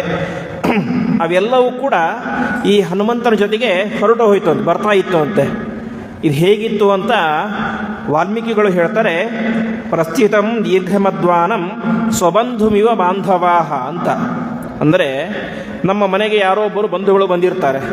ಆ ಬಂಧುಗಳು ಬಂದಾಗ ನಾವೇನು ಮಾಡ್ತೇವೆ, ಅವ್ರನ್ನ ಸುಮ್ಮನೆ ಹೋಗಿ ಬರ್ತೀವಿ ಅಂತ ಹೇಳಿ ಸುಮ್ಮನೆ ಕಳಿಸೋದಿಲ್ಲ. ಈಗೆಲ್ಲ ಸುಮ್ಮನೆ ಕಳಿಸ್ಬಿಡ್ತೇವೆ. ಅದೇ ಸ್ವಲ್ಪ ಒಂದು 10-20 ವರ್ಷ ಮುಂಚೆ ಆಗಬೇಕಾದ್ರೆ ಅವರನ್ನು ನಮ್ಮದೇ ಕಾರ್ನಲ್ಲೋ ಆಟೋದಲ್ಲೋ ಕರ್ಕೊಂಡು ಹೋಗಿ ಸ್ಟೇಷನ್ ತನಕ ಬಿಟ್ಟು, ಟ್ರೈನ್ ಲೇಟ್ ಆಗಿದ್ದರೆ 1 ತಾಸು ಅಲ್ಲೇ ಕೂತ್ಕೊಂಡು, ಟ್ರೈನ್ ಬಂದ ಮೇಲೆ ಅವರನ್ನು ಹತ್ತಿಸಿ, ಟ್ರೈನ್ ಹೋದ ಮೇಲೆ ಹೋಗಿ ಬನ್ನಿ, ಆರಾಮಾಗಿ ಹೋಗಿ ಬನ್ನಿ ಅಂತ ಅವರನ್ನು ಅಲ್ಲಿ ತನಕ ಕಳಿಸಿ ವಾಪಸ್ ಮನೆಗೆ ಬರ್ತಾ ಇದ್ವಿ. ಹಾಗೆ ಹನುಮಂತನು ಕೂಡ ಒಬ್ಬ ಅತಿಥಿಯಂತೆ. ಈ ನಮ್ಮ ಸಮುದ್ರಕ್ಕೆ ಬಂದಂತಹ ದೊಡ್ಡ ಅತಿಥಿ ಹನುಮಂತ. ನಮ್ಮ ಸಮುದ್ರಕ್ಕೆ ಹನುಮಂತ ಯಾವತ್ತು ಬರಬೇಕು, ಇವತ್ತು ಬಂದಿದ್ದಾನೆ ಅಷ್ಟೇ. ಹಾಗಾಗಿ ನಮ್ಮ ಮನೆಗೆ ಬಂದಂತಹ ದೊಡ್ಡ ಅತಿಥಿ ಈ ಹನುಮಂತ. ಹಾಗಾಗಿ ಅವನು ದೊಡ್ಡ ಕಾರ್ಯಕ್ಕೆ ಹೋಗ್ತಾ ಇದ್ದಾನೆ. ಸೀತೆಯನ್ನು ಹುಡುಕಬೇಕು ಅನ್ನೋಂತಹ ದೊಡ್ಡ ಕಾರ್ಯಕ್ಕೆ ಹೋಗ್ತಾ ಇದ್ದಾನೆ. ಅದಕ್ಕೋಸ್ಕರ ನಾವು ಕೂಡ ನಮ್ಮ ಸೇವೆಯನ್ನು ಮಾಡೋದು. ಸೇವೆ ಅಂತ ಹೇಳಿದರೆ ಅವರು ಜೊತೆಗೆ ಬಂದಿದ್ದರೆ ಅದಕ್ಕೇನು ಉಪಯೋಗ ಇಲ್ಲ. ಯಾಕೆಂದರೆ ಅವರು ಒಂದು 100 ಮೀಟರ್ ಬರ್ಬೋದು, ಅರ್ಧ ಕಿಲೋಮೀಟರ್ ಬರ್ಬೋದು ಜಾಸ್ತಿ ಅಂತ ಹೇಳಿದ್ರೆ. ಆ ಗಿಡ ಮರಗಳೆಲ್ಲವೂ ಕೂಡ ಅಲ್ಲೇ ಬಿದ್ದು ಬಿಡ್ತಾವೆ. ಆದರೂ ಕೂಡ ಏನೋ ಗುರುಗಳ ಜೊತೆಗೆ 4 ಹೆಜ್ಜೆ ಹಾಕಿದರೆ ಎಷ್ಟು ನಮ್ಮ ಪುಣ್ಯ ಇರುತ್ತೆ. ಯಾವ ಸ್ವಾಮಿಗಳು ಬಂದಿರ್ತಾರೆ, ಸ್ವಾಮಿಗಳೆಲ್ಲ ದೂರ ಹೋಗ್ತಾ ಇರ್ತಾರೆ, ನಾವು ಕೂಡ ಅವ್ರ ಜೊತೆಗೆ ಹೋಗ್ತೀವಿ ಅಷ್ಟೇ. ಏನೋ ಖುಷಿ, ಆ ಸ್ವಾಮಿಗಳ ಜೊತೆ ಒಂದು 4 ಹೆಜ್ಜೆ ಹಾಕಿದರೆ ಒಂದು ಪುಣ್ಯ, ಒಂದು ಖುಷಿ ಇರುತ್ತೆ. ಹಾಗೆ ಆ ಸಮುದ್ರದಲ್ಲಿ ಇದ್ದಂತಹ ಪ್ರತಿಯೊಂದು ಜಲಚರಗಳು, ಗಿಡ ಮರಗಳು ಪ್ರತಿಯೊಂದು ಕೂಡ ಹನುಮಂತ ಹೋಗ್ತಾ ಇದ್ದಾನೆ, ನಾವು ಕೂಡ ಅವನ ಜೊತೆಗೆ ಹೆಜ್ಜೆ ಹಾಕಬೇಕು ಅಂತ ಸ್ವಲ್ಪ ದೂರ ಅವನನ್ನು ಫಾಲೋ ಮಾಡಿದ್ದು ಅಂತೆ. ಹೇಗೆ ಅಂತ ಹೇಳಿದ್ರೆ, ನಾವಿವತ್ತು ಒಂದು ನೋಡ್ತೇವೆ, ಶತಾಬ್ದಿ ಎಕ್ಸ್ಪ್ರೆಸ್ಸು ಅಥವಾ ವಂದೇ ಭಾರತ್ ಎಕ್ಸ್ಪ್ರೆಸ್ ಟ್ರೈನ್ ಇರುತ್ತಲ್ಲ, ಆ ಟ್ರೈನ್ ಭರ್ರ ಅಂತ 150 ಸ್ಪೀಡಲ್ಲಿ ಹೋದರೆ ಪಕ್ಕದಲ್ಲಿರುವಂತಹ ಎಲ್ಲ ಚಿಕ್ಕ ಚಿಕ್ಕ ಸಸ್ಯಗಳೆಲ್ಲ ಅದ್ರ ಜೊತೆ ಹೋಗಿಬಿಡುತ್ತೆ. ಈ ಕಸಗಳೆಲ್ಲ, ಪೇಪರ್ ಗೀಪರ್ ಎಲ್ಲ ಸ್ವಲ್ಪ ದೂರ ಹೋಗುತ್ತೆ ಮತ್ತು ಅಲ್ಲೇ ಬಿದ್ದು ಬಿಡುತ್ತೆ ಅಷ್ಟೇ.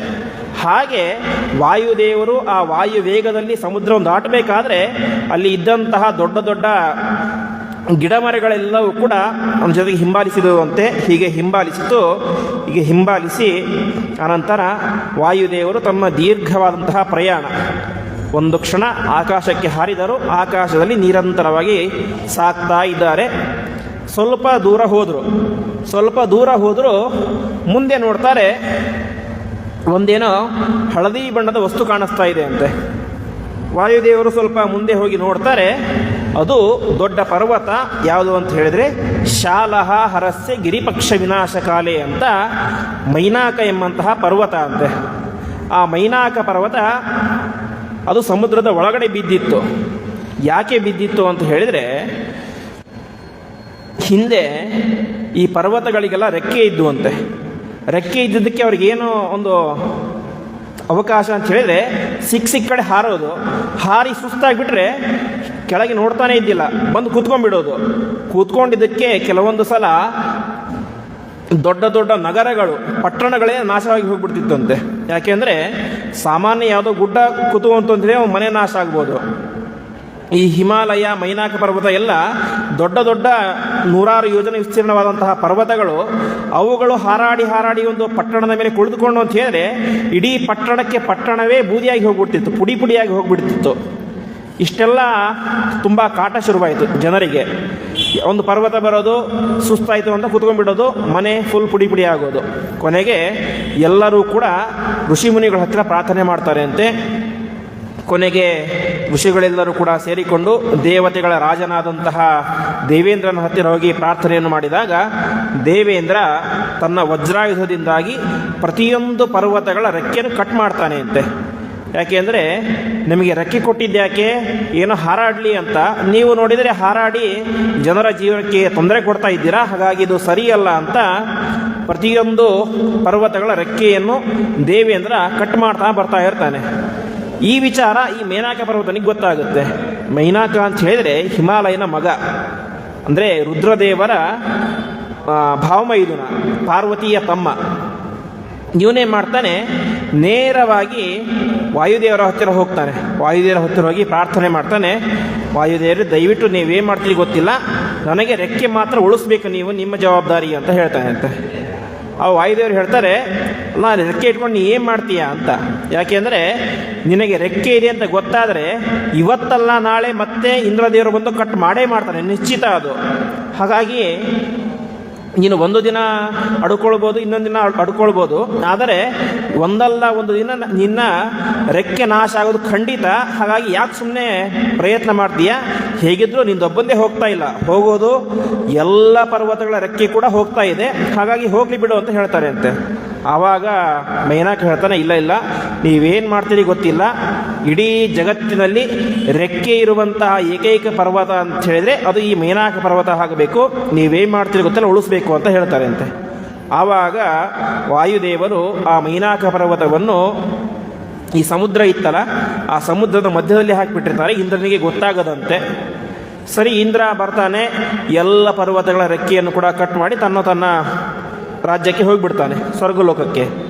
ಈ ಕಡೆ ಮೈನಾಕನಿಗೆ ಹೆದರಿಕೆ ಶುರುವಾಗುತ್ತೆ ಅಂತೆ, ಎಲ್ಲವನ್ನು ಕೂಡ ಕಟ್ ಮಾಡಿಬಿಟ್ಟಿದ್ದಾನೆ, ಹಾಗಾಗಿ ನಾನು ಮೇಲೆ ಎದ್ದು ಬಂದರೆ ನನ್ನ ರೆಕ್ಕೆಯನ್ನು ಕತ್ತರಿಸ್ತಾನೆ ಅಂತ ಆ ಮೈನಾಕ ಏನು ಮಾಡಿಬಿಟ್ಟ, ಸಮುದ್ರದ ಒಳಗಡೆನೇ ಎದ್ದು ಬಿಟ್ಟ, ಮೇಲ್ಗಡೆ ಎದ್ದು ಬರಲೇ ಇಲ್ಲ. ಹೀಗೆ ಸಮುದ್ರದ ಮಧ್ಯದಲ್ಲಿಯೇ ವಾಸವಾಗಿದ್ದಂತಹ ಮೈನಾಕ ಪರ್ವತ ಒಂದು ವೈಶಿಷ್ಟ್ಯ, ರೆಕ್ಕೆ ಇರುವಂತಹ ಪರ್ವತ. ಇನ್ನೊಂದು ಸಮಗ್ರ ಬಂಗಾರದ ಪರ್ವತ ಅಂತೆ. ಬೇರೆ ಎಲ್ಲ ಪರ್ವತಗಳು ಕೂಡ ಕಲ್ಲು ಮಣ್ಣಿನ ಪರ್ವತಗಳು, ಮೈನಾಕ ಪರ್ವತ ಹಾಗಲ್ಲ, ಸಮಗ್ರ ಬಂಗಾರಮಯವಾದಂತಹ ದಿವ್ಯವಾದಂತಹ ಪರ್ವತ. ವಿಶೇಷವಾಗಿ ಆ ಪಾರ್ವತೀ ದೇವಿಯ ಸಹೋದರ ಅಂತಹ ಪರ್ವತ. ಅವನಿಗೆ ವಾಯುದೇವರು ಒಂದು ವಿಶೇಷ ಸಹಾಯವನ್ನು ಮಾಡಿದ್ರು. ಯಾಕೆ? ರೆಕ್ಕೆ ಕಟ್ಟಾಗದೇ ಇರೋದೇ ನೋಡ್ಕೊಂಡಿದ್ರು. ಹಾಗಾಗಿ ಅವನೇನು ಮಾಡ್ತಾನೆ, ವಾಯುದೇವರು ತಮ್ಮ ಸೀತೆಯನ್ನು ಹುಡುಕ್ಲಿಕ್ಕೆ ಅಂತ ಹೋಗ್ತಾ ಇದ್ದಾರೆ. ಪಾಪ 100 ಯೋಜನೆ ದೂರ ಹಾರಬೇಕು. ಹಾಗಾಗಿ ಮಧ್ಯೆ ಅವರಿಗೆ ಎಲ್ಲೂ ವಿಶ್ರಾಂತಿ ಇಲ್ಲ. ಯಾಕೆಂದರೆ ಆ ದಕ್ಷಿಣ ಸಮುದ್ರದಲ್ಲಿ ಎಲ್ಲೂ ಮಧ್ಯ ದ್ವೀಪಗಳಿಲ್ಲ, ಐಲ್ಯಾಂಡ್ ಇಲ್ಲ. ಹಾಗಾಗಿ ಅವರಿಗೆ ತುಂಬ ಸುಸ್ತಾಗುತ್ತೆ. ಅವರಿಗೆ ನಾನು ವಿಶ್ರಾಂತಿಯನ್ನು ಕೊಡಿಸಬೇಕು ಅಂತ ಮಧ್ಯದಿಂದಾಗಿ ಎದ್ದು ಬರ್ತಾನೆ ಅಂತೆ ಯಾವ ಮೈನಾಕ ಪರ್ವತ. ಇದು ಒಂದು ಅಂಶ. ಸ್ವತಃ ಅವನು ಎದ್ದು ಬರ್ತಾ ಇದ್ದ. ಅದೇ ಸಂದರ್ಭದಲ್ಲಿ ಈ ಸಮುದ್ರ ಸಾಗರ ಅವನು ಕೂಡ ಹೇಳಿದ್ದ ಅಂತೆ, ಹನುಮಂತ ಬರ್ತಾ ಇದ್ದಾನೆ, ಹಾಗಾಗಿ ನೀನು ಒಂದು ಕ್ಷಣ ಮೇಲೆ ಎದ್ದು ಅವನಿಗೆ ವಿಶ್ರಾಂತಿಯನ್ನು ಕೊಡು ಅಂತ ಹೇಳ್ತಾನೆ. ಮೈನಾಕ ಪರ್ವತನಿಗೆ ವಾಯುದೇವರು ಏನು ಉಪಕಾರ ಮಾಡಿದ್ರು, ರೆಕ್ಕೆ ಉಳಿಸಿದ್ರು, ಅದಕ್ಕೆ ಬಂದ. ಸಾಗರ ಸಮುದ್ರ ಯಾಕೆ ಹೇಳಿತು ಅಂತ ಪ್ರಶ್ನೆ ಬರುತ್ತೆ. ಅದಕ್ಕೆ ಹೇಳ್ತಾರೆ, ಸಮುದ್ರಗಳೆಲ್ಲವೂ ಕೂಡ ಸಾಗರ ಆಗಿದ್ದು ಯಾವಾಗ ಅಂತ ಹೇಳಿದರೆ, ಸಮುದ್ರಕ್ಕೆ ಮೊದಲು ಇದ್ದಿದ್ದ ಹೆಸರು ಕೇವಲ ಸಮುದ್ರ ಅಂತ ಮಾತ್ರ. ಆಮೇಲೆ ಸಾಗರ ಅಂತ ಹೆಸರು ಬಂತು. ಯಾಕೆ ಬಂತು ಅಂತ ಹೇಳಿದರೆ, ನಾವು ಸಗರನ ಚರಿತ್ರೆಯನ್ನು ಕೇಳ್ತೇವೆ. ಸಗರ ದೊಡ್ಡ ಅಶ್ವಮೇಧ ಯಾಗ ಮಾಡಿದ. ಅವನ ಕುದುರೆಯನ್ನು ದೇವೇಂದ್ರ ಅಪಹಾರ ಮಾಡಿಕೊಂಡು ಎಲ್ಲಿ ಇಟ್ಟ? ಕಪಿಲ ಮುನಿ ಹತ್ತಿರ ಇಟ್ಟ. ಸಗರನಿಗೆ 60,000 ಜನ ಗಂಡು ಮಕ್ಕಳು.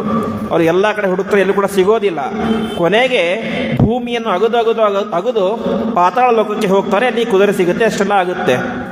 ಹೀಗೆ ಸಗರನ 60,000 ಜನ ಮಕ್ಕಳು ಭೂಮಿಯನ್ನು ಅಗದರಲ್ಲ, ಅಲ್ಲೆಲ್ಲ ನೀರು ತುಂಬಿಕೊಂಡು ಅದೇ ಸಾಗರ ಅಂತ ಪ್ರಖ್ಯಾತ ಇರುವಂತೆ. ಹಾಗಾಗಿ ಸಮುದ್ರಗಳೆಲ್ಲವೂ ಕೂಡ ಇಷ್ಟು ದೊಡ್ಡದಾಗಲಿಕ್ಕೆ ಪ್ರಧಾನ ಕಾರಣ ಯಾರು? ಸಗರನ 60,000 ಜನ ಮಕ್ಕಳು.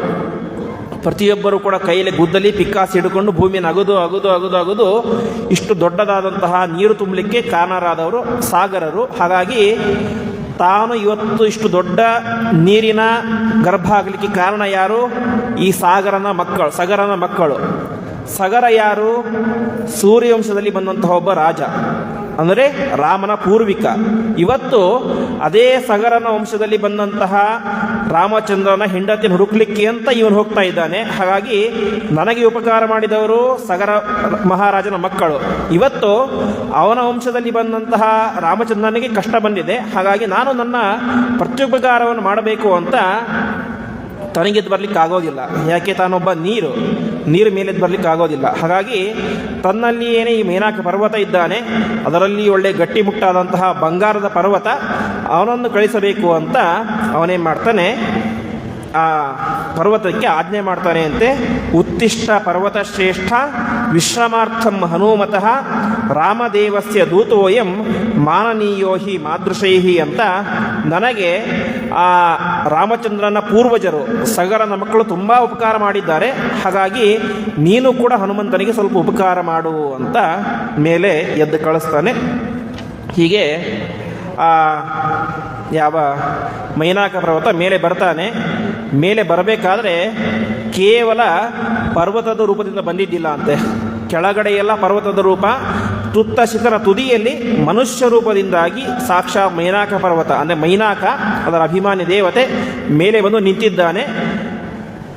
ಹನುಮಂತ ದೇವರಿಗೆ ಏನಾದರೂ ಕೂಡ ಒಂದು ವಿಶ್ರಾಂತಿ ಕೊಡಬೇಕು, ಸಣ್ಣ ಉಪಹಾರ ಏನಾದರೂ ವ್ಯವಸ್ಥೆ ಮಾಡಬೇಕು ಅಂತ. ಇದೆಲ್ಲ ಆಗಿದ್ದೆ ಯಾವಾಗ? ಮಧ್ಯರಾತ್ರಿಯ ಸಮಯದಲ್ಲಿ. ಅಷ್ಟೆಲ್ಲ ಆಗಿದೆ. ಸರಿ ಅಂತ ಮೇಲೆ ಬಂದ.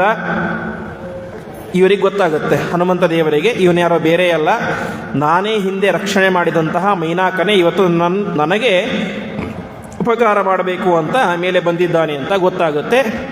ಸರಿ ಅಂತ ಹತ್ತಿರ ಬರ್ತಾರೆ. ಆವಾಗ ಮೇನಕ ಪರ್ವತ ಹೇಳ್ತಾರೆ, ಪಾಪ ಹನುಮಂತ ತುಂಬ ದೂರ ಹಾರಬೇಕು, ನೀನು ರಾತ್ರಿ ಬೇರೆ ಆಗಿಬಿಟ್ಟಿದೆ, ಸ್ವಲ್ಪ ಹೊತ್ತು ಒಂದು 5 ನಿಮಿಷ ವಿಶ್ರಾಂತಿ ಮಾಡಿ ಮುಂದೆ ಹೋಗ್ಬಿಡು ನೀನು, ನನಗೆ ಅದಕ್ಕೆ ತುಂಬ ಸಂತೋಷ ಆಗುತ್ತೆ ಅಂತ ಪ್ರಾರ್ಥನೆ ಮಾಡ್ತಾನೆ ಅಂತೆ. ಆವಾಗ ಹನುಮಂತ ದೇವರಿಗೆ ಏನು ಮಾಡಬೇಕು ಅಂತ ತೋಚೋದಿಲ್ಲ. ಯಾಕೆಂದರೆ ಪಾಪ ಅವನು ಭಕ್ತ ಪ್ರಾರ್ಥನೆ ಮಾಡ್ತಾ ಇದ್ದೆ, ದಯವಿಟ್ಟು ನಮಗೆ ಅನುಗ್ರಹ ಮಾಡು ಅಂತ. ಹಾಗಾಗಿ ವಿಶ್ರಾಂತಿ ಮಾಡಬೇಕು, ಮಾಡಿದರೆ ಮುಂದೆ ಕಾರ್ಯಕ್ಕೆ ಲೇಟ್ ಆಗುತ್ತೆ. ಅದಕ್ಕೆ ಹನುಮಂತ ಏನು ಮಾಡ್ತಾನೆ, ನೈವಾತ್ರ ವಿಶ್ರವಣ ಮೈಚ್ಛದ ವಿಶ್ರಮೋಸೌ ನಿಸ್ಸೀಮ ಪೌರುಷ ಬಲಸ್ಯ ಕುತಶ್ರಮೋಸ್ಯ ಆಶ್ಲಿಷ್ಯ ಪರ್ವತವರಂ ಸದದರ್ಶ ಗಚ್ಚನ್ ದೇವೈಸ್ತು ನಾಗಜನನಿ ಪ್ರಹಿತಾಂ ವರೇಣ ಅಂತ ನಾವು ಹನುಮಂತ ದೇವರ ಸ್ತೋತ್ರ ಕೇಳ್ತೇವೆ. ಬುದ್ಧಿರ್ಬಲಂ ಯಶೋಧೈರ್ಯಂ ನಿರ್ಭಯತ್ವಂ ಅರೋಗತ ಅಜಾಡ್ಯಂ ವಾಕ್ಪಡುತ್ವಂ ಚ ಹನುಮತ್ ಸ್ಮರಣಾದ್ ಭವೇತ್ ಅಂತ. ಅಂದರೆ ಹನುಮಂತ ದೇವರ ಸ್ಮರಣೆಯನ್ನು ಮಾಡಿದರೆ ನಮಗೆ ಬಂದಂತಹ ಅಜಾಡ್ಯ ಅಂದರೆ ಸುಸ್ತು ಮುಂತಾದ ಎಲ್ಲ ಕೂಡ ಪರಿಹಾರ ಆಗುತ್ತೆ ಅಂತ ಕೇಳ್ತೇವೆ. ಅಂತಹದರಲ್ಲಿ ಹನುಮಂತ ದೇವರಿಗೆ ಸುಸ್ತಿರಲಿಕ್ಕೆ ಸಾಧ್ಯನೇ ಇಲ್ಲ. 100 ಯೋಜನ ಅಲ್ಲ, 1000 ಯೋಜನದ ದೂರದ ಸಮುದ್ರ ಆಗಿದ್ದರೂ ಕೂಡ ಅದನ್ನು ಒಂದೇ ಏಟಿಗೆ ದಾಟಬಲ್ಲಂತಹ ಶಕ್ತಿ ಎಂಬುದು ಇವರಿಗಿದೆ. ಆದರೆ ಮುಂದೆ ಭಕ್ತನಾದಂತಹ ಮೈನಾಕ ಇದ್ದಾನೆ, ಅವನಿಗೂ ಸಂತೋಷ ಆಗಬೇಕು. ಅದಕ್ಕೋಸ್ಕರ ಅವರೇನು ಮಾಡ್ತಾರೆ, ನಿಸ್ಸೀಮ ಪೌರುಷ ಬಲಸ್ಯ ಕುತಶ್ರಮೋಸ್ಯ ಅಂತ ಆಚಾರ್ಯರು ಹೇಳ್ತಾರೆ. ಆಚಾರ್ಯ ಹೇಳ್ತಿರೋದು ಯಾರನ್ನ, ತಮ್ಮದೇ ಇನ್ನೊಂದು ರೂಪವನ್ನು, ವಾಯುದೇವರ ಮೊದಲ ಅವತಾರವಾದಂತಹ ಹನುಮಂತ ದೇವರ ಮಹಿಮೆಯನ್ನು ವಾಯುದೇವರ 3ನೇ ಅವತಾರರಾದಂತಹ ಮಧ್ವಾಚಾರ್ಯರೇ ನಮಗೆ ಸ್ಪಷ್ಟವಾಗಿ ತೋರಿಸಿಕೊಡ್ತಾ ಇದ್ದಾರೆ. ಅವರು ಹೇಳ್ತಾರೆ, ನಿಸ್ಸೀಮ ಪೌರುಷ ಬಲಸ್ಯ ಕುತಶ್ರಮೋಸ್ಯ ಅಂತ. ವಾಯುದೇವರ ಹನುಮಂತನ ಪರಾಕ್ರಮಕ್ಕೆ ಕೊನೆಯಂತನೇ ಇಲ್ಲ. ಹಾಗಾಗಿ ಅವನಿಗೆ ಶ್ರಮ ಎಂಬುದೇ ಇಲ್ಲ. ಶ್ರಮ ಅಂತ ಬಂದರೆ ಅದಕ್ಕೆ ವಿಶ್ರಾಂತಿ ಬೇಕು, ಶ್ರಮ ಪರಿಹಾರ ಬೇಕು. ಆದರೆ ಈ ಹನುಮಂತನಿಗೆ ಶ್ರಮ ಎಂಬುದೇ ಇಲ್ಲ. ಹಾಗಾಗಿ ಅವರೇನು ಮಾಡ್ತಾರೆ, ಆಶ್ಲಿಷ್ಯ ಪರ್ವತವರಂ ಸದದರ್ಶ ಗಚ್ಚನ್ ಅಂತ. ತಾವೇನು ಮಾಡ್ತಾರೆ, ವಿಶ್ರಾಂತಿ ಮಾಡದೆ ಹೋದರೆ ಅವನಿಗೆ ಬೇಸರ ಆಗುತ್ತೆ ಅಂತ ಒಂದು ಕ್ಷಣ ಆ ಮೈನಾಕ ಪರ್ವತವನ್ನು ಗಟ್ಟಿಯಾಗಿ ಅಪ್ಕೊಳ್ತಾರೆ ಅಂತೆ. ನಾವು ಹಿಂದೆ ನೋಡಿದ್ದೇವೆ, ಮೈನಾಕ ಪರ್ವತ ಕೇವಲ ಪರ್ವತದ ರೂಪದಲ್ಲಿ ಇರಲಿಲ್ಲ, ಮೇಲ್ಗಡೆ ಮನುಷ್ಯ ರೂಪದಿಂದ ಇದ್ದ ಅಂತ. ಹಾಗೆ ಆ ಮನುಷ್ಯ ರೂಪದ ಮೈನಾಕನನ್ನು ಗಟ್ಟಿಯಾಗಿ ಅಪ್ಪಿಕೊಂಡು ಅವನಿಗೆ ವಿಶೇಷವಾದಂತಹ ಅನುಗ್ರಹವನ್ನು ಮಾಡಿ ಮತ್ತೆ ಹನುಮಂತ ದೇವರು ಮುಂದೆ ಹಾರಲಿಕ್ಕೆ ಪ್ರಾರಂಭ ಮಾಡ್ತಾರೆ.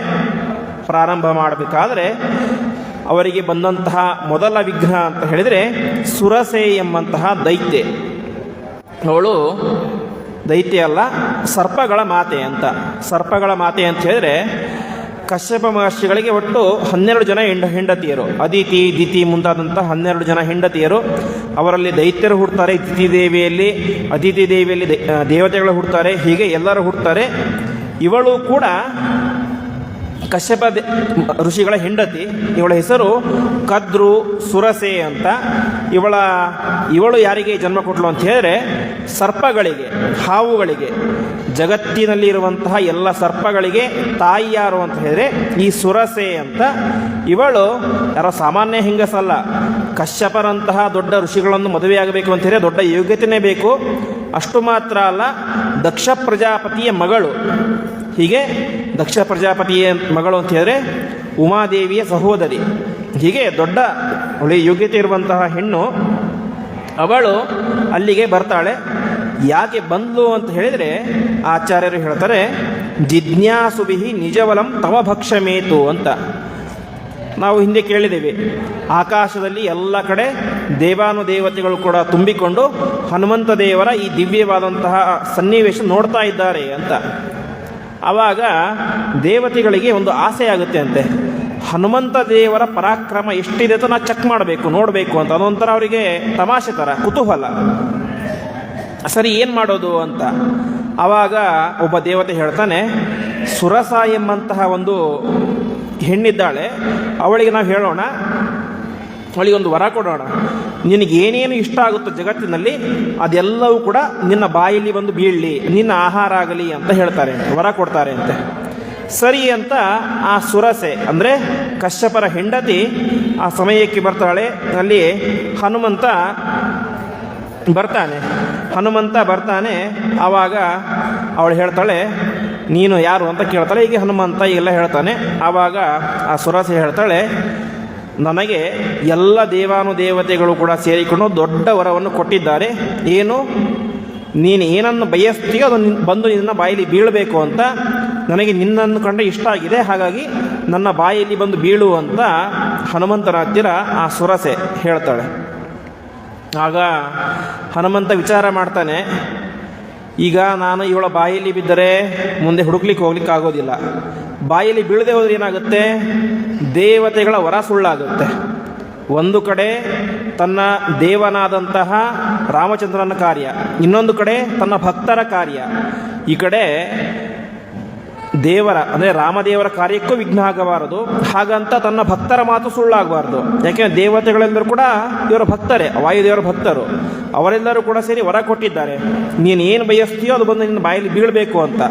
ಹೀಗೆ ಬಿದ್ದರೆ ರಾಮದೇವರ ಕಾರ್ಯ ಆಗೋದಿಲ್ಲ, ಬೀಳದೆ ಹೋದರೆ ನನ್ನ ಭಕ್ತರ ಮಾತು ಸುಳ್ಳಾಗುತ್ತೆ. ಹಾಗೆ ಅಂತ ವಾಯುದೇವರು ವಿಚಾರ ಮಾಡ್ತಾರೆ. ವಿಚಾರ ಮಾಡಿ ಒಂದು ತೀರ್ಮಾನಕ್ಕೆ ಬರ್ತಾರೆ.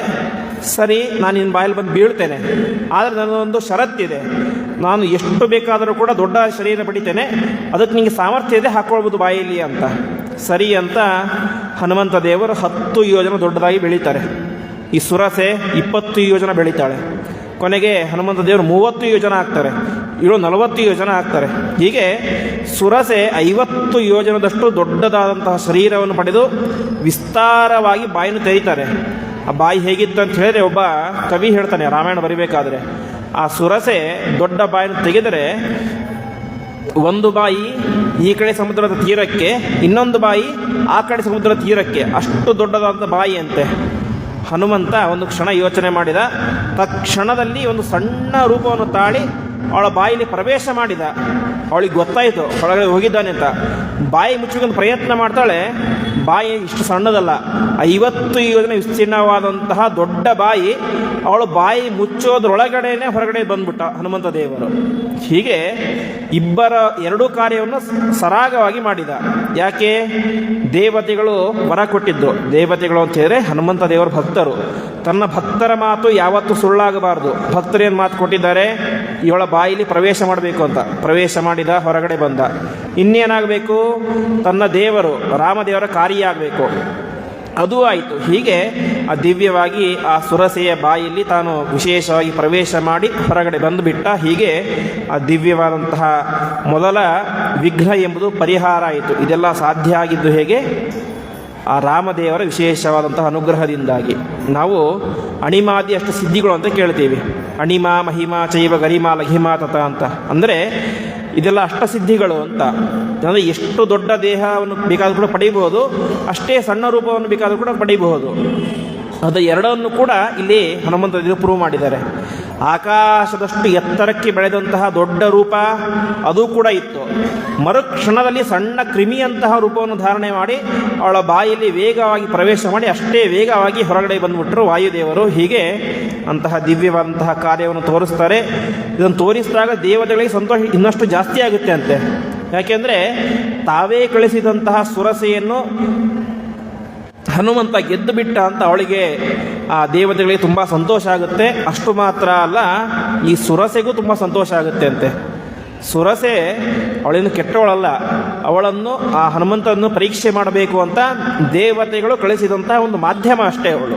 ಹಾಗಾಗಿ ಅವಳಿಗೂ ಸಂತೋಷ ಆಗುತ್ತೆ. ಅವಳು ಕೂಡ ಸಾಷ್ಟಾಂಗ ನಮಸ್ಕಾರ ಮಾಡಿ, ನೀನೇನೂ ಚಿಂತೆ ಮಾಡಬೇಡ, ನಿನಗೆ ಸೀತೆ ಸಿಕ್ಕೇ ಸಿಗ್ತಾಳೆ, ಹೋಗು ಎಂಬುದಾಗಿ ಮಾತನ್ನು ಹೇಳ್ತಾಳೆ. ಹೀಗೆ ಆ ಹನುಮಂತ ಆ ಸುರಸೆಯಿಂದ ನಮಸ್ಕರಿಸಲ್ಪಟ್ಟು ಮತ್ತೆ ಮುಂದೆ ಪ್ರಯಾಣವನ್ನು ಮಾಡ್ತಾನೆ. ಇಷ್ಟೆಲ್ಲ ಆಗುತ್ತೆ. ಸ್ವಲ್ಪ ದೂರ ಪ್ರಯಾಣ ಮಾಡ್ತಾನೆ, ಮತ್ತಿನ್ನೊಂದು ವಿಘ್ನ ಬರುತ್ತೆ. ಅದ್ಯಾವುದು ಅಂತ ಹೇಳಿದರೆ, ಛಾಯಾಗ್ರಹಂ ಪ್ರತಿದದರ್ಶಚ ಸಿಂಹಿಕಾಖ್ಯಂ ಎಂಬುದಾಗಿ, ಸಿಂಹಿಕಾ ಎಂಬಂತಹ ಇನ್ನೊಬ್ಬ ರಾಕ್ಷಸಿ. ಸಾಮಾನ್ಯವಾಗಿ ಒಬ್ಬ ಗಂಡಸು ತಪಸ್ ಮಾಡಲಿಕ್ಕೆ ಅಂತ ಕುಳಿತರೆ ವಿಘ್ನಗಳು ಬರುತ್ತೆ. ಯಾವ ರೂಪದಲ್ಲಿ? ಹೆಣ್ಣಿನ ರೂಪದಲ್ಲಿ. ಏನೇ ನಾವೆಲ್ಲ ನೋಡ್ತೇವೆ, ವಿಶ್ವಾಮಿತ್ರರ ಚರಿತ್ರೆ, ಅನೇಕ ದೇವತೆಗಳ ಚರಿತ್ರೆ. ಅವರೆಲ್ಲ ತಪಸ್ ಮಾಡ್ಬೇಕಂತ ಕುಳಿತರೆ ಅವರಿಗೆ ವಿಘ್ನ ಉಂಟು ಮಾಡಬೇಕಂತ ಏನು ಮಾಡಬೇಕು? ಅಪ್ಸರಾ ಸ್ತ್ರೀಯನ್ನು ಕಳಿಸೋದು, ಅವರ ಕೈಯಲ್ಲಿ ನೃತ್ಯ ಮಾಡಿಸೋದು, ತಪೋಭಂಗವನ್ನು ಮಾಡಿಸೋದು. ಇದು ತಪಸ್ಸಿನಲ್ಲಿ ಮಾತ್ರ ಹೀಗಲ್ಲ. ಒಬ್ಬ ವ್ಯಕ್ತಿ ಈ ಥರ ವಾಯುದೇವರಂತಹ ಜೀವೋತ್ತಮರಾದಂತಹ ವ್ಯಕ್ತಿ ಹೋಗಬೇಕಾದರೂ ಕೂಡ ಅಲ್ಲಿ ವಿಘ್ನಗಳನ್ನು ತಂದು ಕೊಟ್ಟಿದ್ಯಾರು ಈ ಹೆಂಗಸರೇ. ಇಷ್ಟ ಎಲ್ಲ ಆಯಿತು, ಮತ್ತೆ ಅವಳು ಬಂದಳು, ಸಿಂಹಿಕೆ ಬಂದು ಇವಳು ಯಾರು ಅಂತ ಹೇಳಿದರೆ ಛಾಯಾಗ್ರಹಂ ಪ್ರತಿದರ್ಶಚ ಸಿಂಹಿಕಾಖ್ಯಂ ಎಂಬುದಾಗಿ. ಛಾಯಾಗ್ರಹ ಅಂತ ಹೇಳಿದರೆ, ಛಾಯಾ ಅಂತ ಹೇಳಿದರೆ ನಮ್ಮ ನೆರಳು, ಛಾಯಾ ಅಂತ ಹೇಳಿದರೆ ನೆರಳು, ಗ್ರಹ ಅಂತ ಹೇಳಿದ್ರೆ ಹಿಡಿಯುವುದು ಅಂತ. ಅಂದರೆ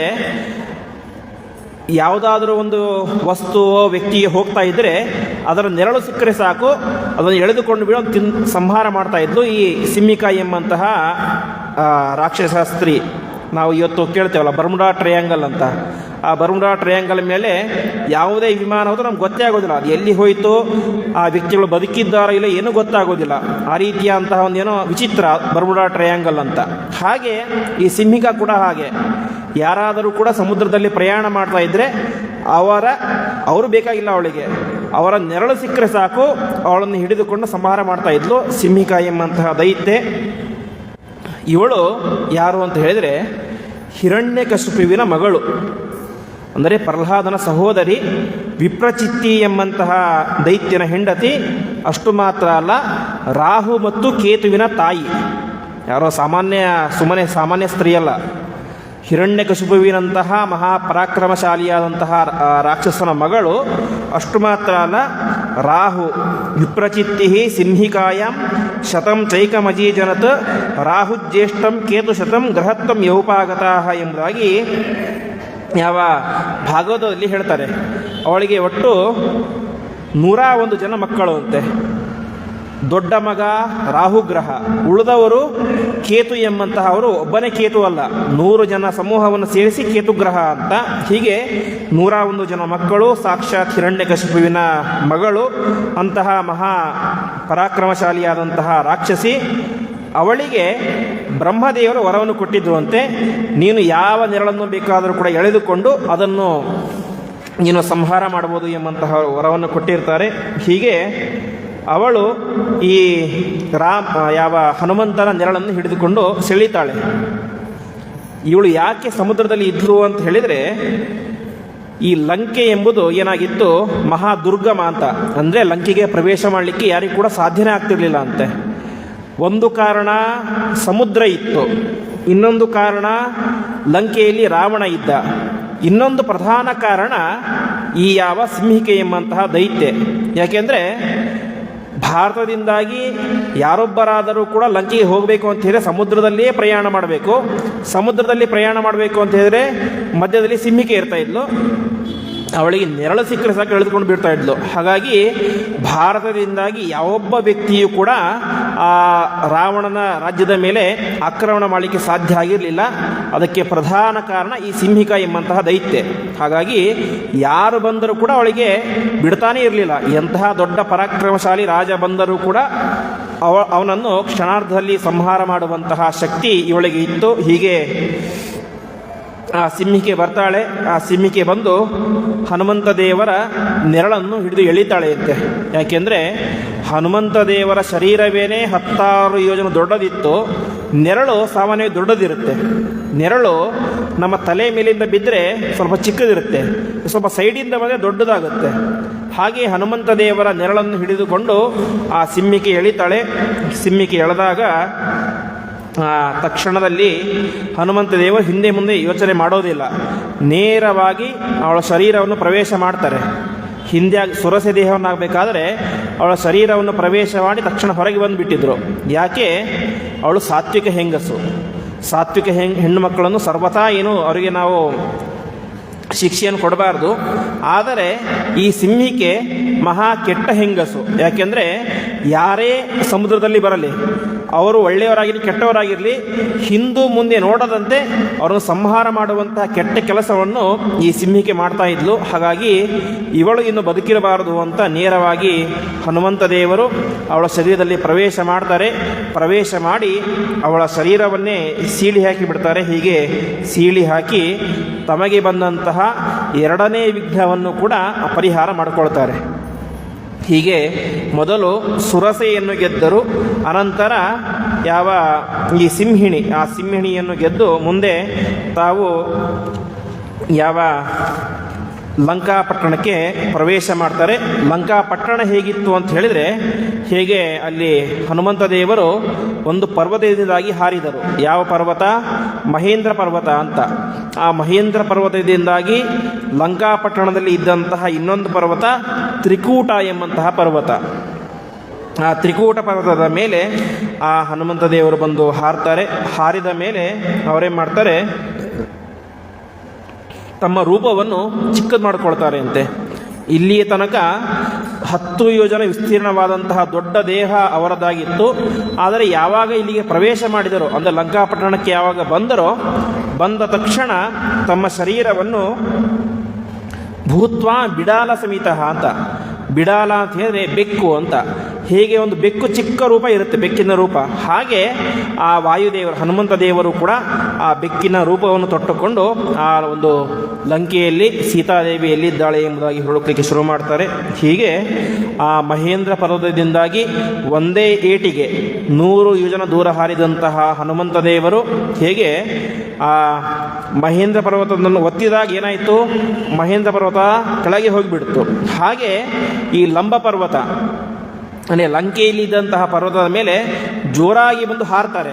ಹಾರಿದಾಗ ಆ ಪರ್ವತವು ಕೂಡ ಕೆಳಗಡೆ ಹೋಗಿ ಅಲ್ಲಿ ಇದ್ದಂತಹ ನೀರು ಕೂಡ ಮೇಲೆ ಬಂದು ಅಲ್ಲಿ ಇದ್ದಂತಹ ವೃಕ್ಷದಲ್ಲಿ ಗಿಡಗಳಲ್ಲಿ ಇದ್ದಂತಹ ಹೂವುಗಳು ಕೂಡ ಹನುಮಂತ ದೇವರ ಮೇಲೆ ಬಿತ್ತು ಅಂತ ಇಂತಹ ಮಹಾಪರಾಕ್ರಮವನ್ನು ತೋರಿಸ್ತಾರೆ. ಹೀಗೆ ಇದೆಲ್ಲವೂ ಕೂಡ ನಡೆದಿದ್ದು ಕೇವಲ 3-4 ಗಂಟೆಗಳ ಅವಧಿಯಲ್ಲಿ. ಸೂರ್ಯಾಸ್ತ ಆಗಿ ಮಧ್ಯರಾತ್ರಿಗಿಂತ ಮೊದಲಿನ ಸಮಯದಲ್ಲಿ ಆ 100 ಯೋಜನ ದೂರದ ವಿಸ್ತೀರ್ಣವಾದಂತಹ ಆ ಒಂದು ದಿವ್ಯವಾದಂತಹ ಸಮುದ್ರವನ್ನು ಹನುಮಂತ ದೇವರು ಹಾರ್ತಾರೆ. ಹಾರಿದಾಗ ಆ ಸುರಸೆ ಮತ್ತು ಸಿಂಹಿಕೆ ಇವರಿಬ್ಬರು ಕೂಡ ನಿಗ್ರಹವನ್ನು ಮಾಡ್ತಾರೆ.